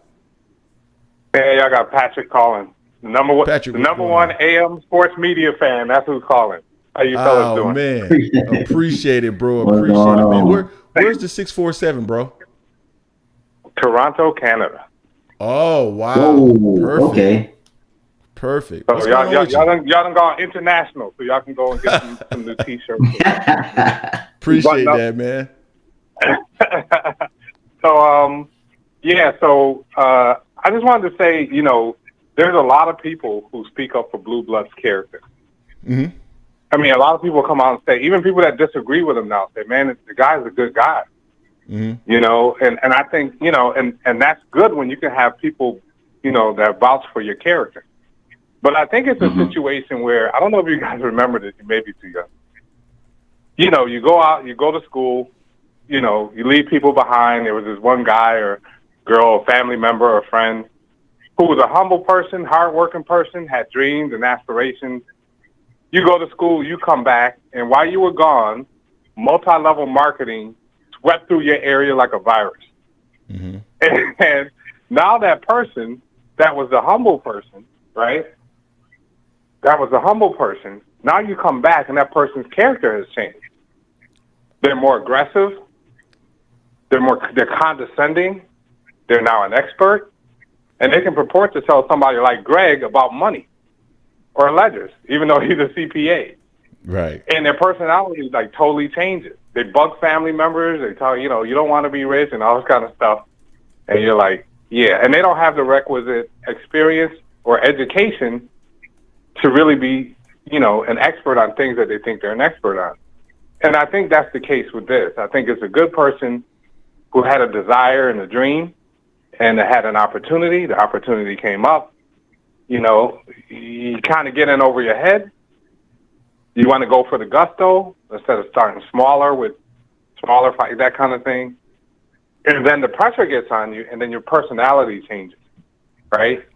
Your personality changes because now you think you're going to make it big time. And then when things don't go right or they start to become stressful, then people see it in your character, the way you speak, kind of the words. You may start cursing more. You know what I mean? Like it just... Right. So I think that's what we're seeing. I think we're seeing somebody who had dreams and aspirations of being a big shot in the sport, which is nothing wrong with it. That's a good aspiration. But, yeah, it's, sometimes you have to, lean on other people's experience to kind of help you out or maybe start slower or smaller, If I came to you guys with a big fight and I said, hey, man, I got Deontay Wilder, man, and do this. How about, Justin, Greg, me, and you, all three of us, we go put on the fight. You guys are going to be like, what, are you crazy? Like, there's no way we can put that fight on. Right? And I think that's what happened. Just want to get your thoughts. No, man, I see that, right? I think if it's said differently, Blue went Hollywood. And, I've seen Blue Blood Sports TV content. I've seen his content from the past. As a matter of fact, man, when we first started this channel, I'll be honest with you, I actually reached out to Blue Blood specifically. Didn't get any interaction back from him because I was aware of his content and thought he was somebody that was reputable in what we were doing, YouTube. It's interesting. I've had Fannin. I always call him Fannin. Fanon. I've had Fanon reach out to us directly. Money Brown has reached out to us directly. The Showbiz the Adult has reached out to us directly through the comment section and shown love. Blue Blood has never done that. He got to a point where it feels like he's somewhat Hollywood, and when you start to shit on people who support you, that's a problem. And so with Jason and I, and shout out to Brenda McDonald, because Brenda, a lot of people see Brenda in the chat and she disagrees with a lot of the stuff that we said, but Brenda has been almost like an advisor to our channel. Honestly, I communicate with Brenda through email sometime. Yeah. And she's helped to craft the environment that we've created, right? Because we were trying to create something that was different from what other people are doing. Jason and I, we do not rag on people if they disagree with what we are saying.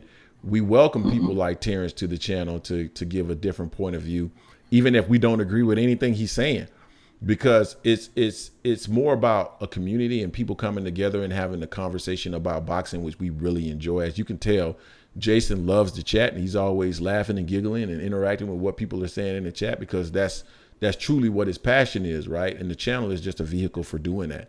So that's the issue that I take with Blue. Like you went Hollywood and you start talking about people with the rats and the roaches.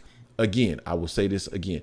There are billions of people who are on YouTube. You have no idea what these people do for a living. You could have people that are making $10,000 a year. You can have people that are making millions of dollars a year and dwarf whatever money you think you're making through YouTube. So you can't take those positions, man. And when you do things like that and you start acting like you a big shot, stay humble. And he didn't. And now I think that's the issue that some people have with him. Again, I don't dislike Blue Blood at all. I don't have an issue with him.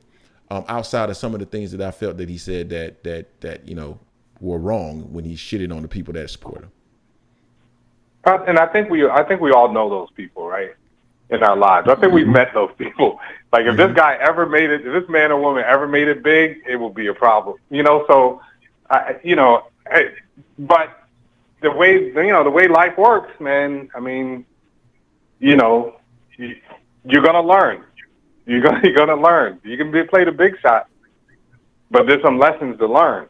And I think we've seen that stress on him right now. You know, with what's going on with AB and BLK and we're seeing that stress with him trying to contact Boosie, Boosie Ennis and that kind of thing. I mean, you're starting to see the stress. I agree with that, right? So let me say this. So shout out to Jason Williams, because he's one of our day oneers as well, and he did give a lot of suggestions to our channels as well. So shout out to him. But I'm gonna use kind of that example that you went to, or maybe something a little bit different, but you wanted to always be a big shot in something, right? And you find your opportunity. That's your bridge, right?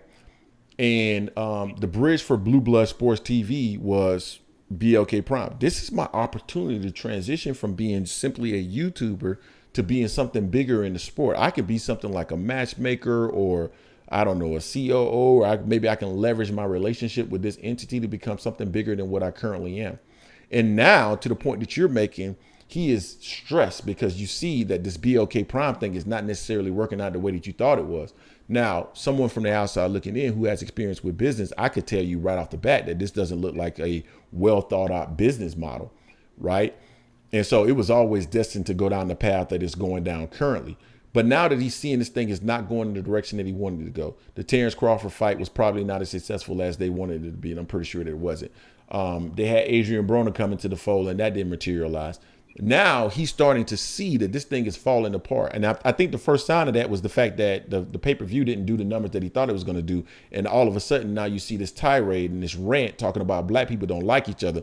Well, I think that was partially motivated by the fact that the pockets weren't lying in the way that he thought they were going to be lying, because the fight didn't actually do the numbers that they thought they were going to do. So all of these things are creating some challenges for Blue. And I don't begrudge anybody for leveraging their current position to get to a better place. But also keep it real with the people that got you to the place that you're at. And that's part of the issue, right? Yeah, I mean, I agree with that. You know, I just think that, like I said before, the man has all kinds of people speaking up for his character. And I think that's evidence that he's a good person, man, and that he's just, but sometimes these things come along, man, and if you don't have the knowledge or experience how to do these things, and you jump too soon, you know, these are the kind of things that can happen. BLK Prime, the platform itself was faulty. I could probably hack into it. No, I'm serious. It probably wouldn't take me much. It probably would take me an evening, and I can probably get into it. But I mean, you do these things, and you know the platform was shaky. The business model was horrendous. From what I heard, the numbers, and when they said they were going to pay Terence Crawford $10 million, I was like, what? Right. Like, what? On a new platform, you had no outlet other than some kind of streaming platform online that just came online. I just couldn't understand it. I was like, wow, this is not even unsustainable on a long term. This is like, it's not going to work, and then you're going to be out of business 6 months later or a year later. Like, facts. I didn't understand it. I just didn't understand. You're a CPA. I mean, maybe you could speak on it, but I didn't get it. No, I didn't get it at all. I mean, I've been working in finance now for 18 years. Like, numbers are numbers. So very high level. Most finance professionals that have been in the game for a while, they can just read something, look at something, and say this doesn't make sense logically to me. Either I'm missing something or this doesn't make sense. And the whole Terence Crawford thing never made any sense to me from a BLK Prime perspective. That's why I don't believe he ever got $10 million. And if you actually look back at some of the comments that Terence Crawford has made, even when BC asked him specifically, hey, man, you're getting $10 million, man. He didn't say, yeah, I'm getting $10 million. He just said, I got to get the money. So he never confirmed $10 million. I don't think that's what he got. No, I mean, I don't think a lot of people thought that's what he got, but I think after this whole thing is over, whatever happens with BLK Prime and all that, I think Blue is smart enough, man. I think he'll you learn from these things, man. Absolutely. You know, it's called tuition. You know, life tuition. We all got to pay tuition. We all got to learn these lessons, right? So exactly, that's what's up. Anyway, great job, guys. Have a good weekend. You know, all right. I'll tune in next week. Appreciate you for calling in, bro. Right. Later. All right, Jay, man, I think we're going to wrap this one up, man. We've actually gone a little bit longer than what we normally do, man. We usually do a 2-hour show, and we're at 2 hours and 47 minutes. So let me go ahead and close down the phone lines, because I think everybody that I saw that we missed has called in now. So first of all, I want to thank everybody in the chat, man, that has joined the show. You know, there's a lot of the people that we always see in our chat. Itty Bitty Bad Boy. Best videos. He doesn't agree with us, but I saw him in the chat a lot. Jason, Brenda, who else? The Keggy. That's our peoples right there, man. We always see the Keggy. Don Jenkins, of course, T Ward, the Boxosaurus. Make sure you guys subscribe to their channel. Be great, be you. I've recently started seeing you, man. And I think I've seen you in the chat before as well, if I'm not mistaken, man. Appreciate you joining. Clearly you don't agree with what we're saying, but definitely appreciate you being in the building. Who else? LT and Jay, did you write down everybody that contributed so that we can give them a special shout out as well? Yeah, best video, Sean Clark, Bruce Leroy, Jay Reddy, Gladiator Channel, Trev Stoker, Benai Wright, Sean Clark again, Ron 501, and LT. Yeah, Heaven Williams in the building. She was on the live last night. Yeah. Anton Richardson, that's our guy as well. Appreciate you, man. Tunnel Vision, my boy Lindell Hampton, LT. Who else? Easy Bands, my guy. He doesn't agree with anything we say, but that's still my guy. Who else we got in the building? Trevor Stoker. I think you already mentioned him. He Mark. gave us some dollars as well. Yeah, Mark 76, man. He's always in the building as well. Thank you guys. So what do we have coming up, Jason? We know that the Caleb Plant versus Benavidez fight is happening very soon. We are going to have a fight party, guys. Make sure you join us for the fight party. Jason and I are going to go live. We're going to be with y'all for the entire fight. We're going to chop it up. We're going to talk boxing. Make sure you join us. Next week, we got Jake Donovan. He will be on the show with us as well. He is from theboxingscene.com. Tremendous writer and someone who has a lot of insight on what's currently going on in the sport. One thing I want to pose to the group, you guys let us know. We've been getting a lot of hits about merchandise. We are not currently selling merchandise, guys. If this is something that we should be doing, that you guys are interested in having this merchandise, whether it's the Angry Man Podcast hats or shirts or whatever, let us know. And that is possible. We can start looking at, possibly doing something like that, but let us know. That's just something that we hadn't done yet. What else, Jay? Anything else we need to share with the people? Nah, I mean, just upcoming fights. We'll be here. Keep looking out for us with our content coming this week. Absolutely, man. Be on the lookout for the content. Tunnel Vision said we should absolutely do that. Yes, sir, from Benign Right. So we got to make sure that we start looking into doing that, Jay. We are also looking at expanding our footprint across let's call it the US. We got a strategic plan, Jay, to expand on our content. So hopefully we'll start to set those things in motion this week as well, and we'll get you guys additional content similar to what you may see from other channels. Appreciate you guys again. Be great work, great flow. Bring impartial media black. Appreciate you, man. Appreciate you guys. Thank you for joining the show. Be on the lookout for content. And again, we'll be back with you guys Sunday, 4 p.m. Eastern Standard Time, man. Appreciate you guys. Love. Salute. Go.